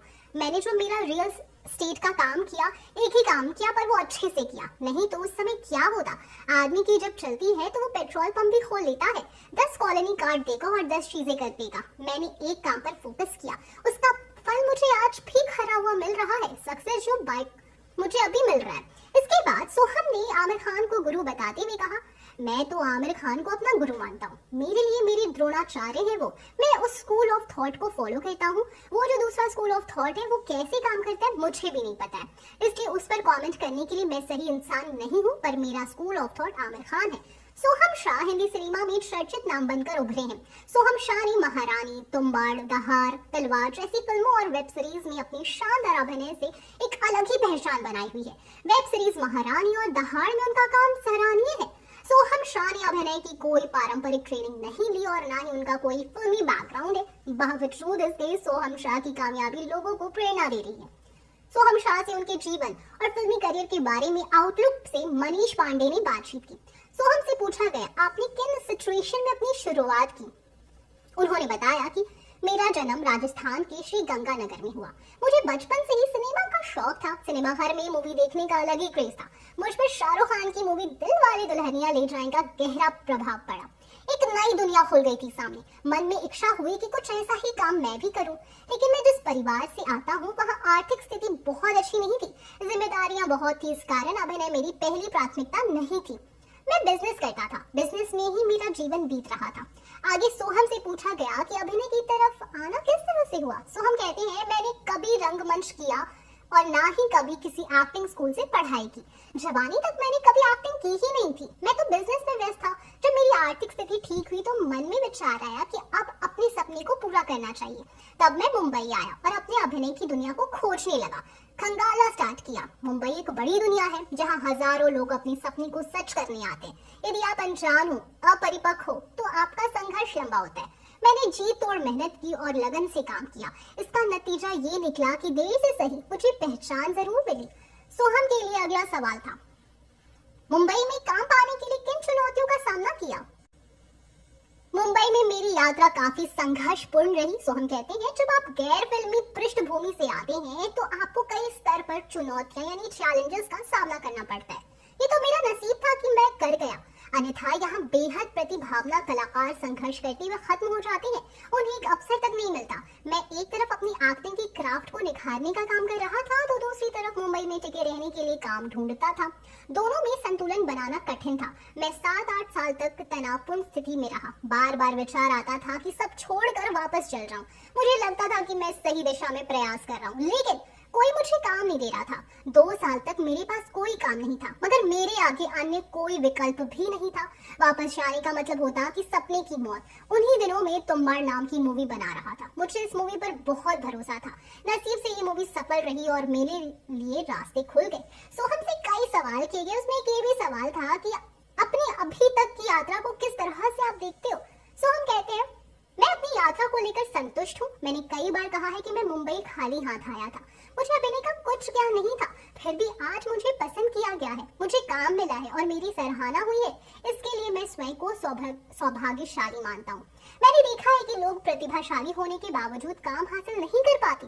काम मिलता है तो उन्हें ऑडियंस स्वीकार नहीं करते। अपने आसपास की स्थिति को देखने और समझने के बाद मुझे में काम के प्रति संतोष है।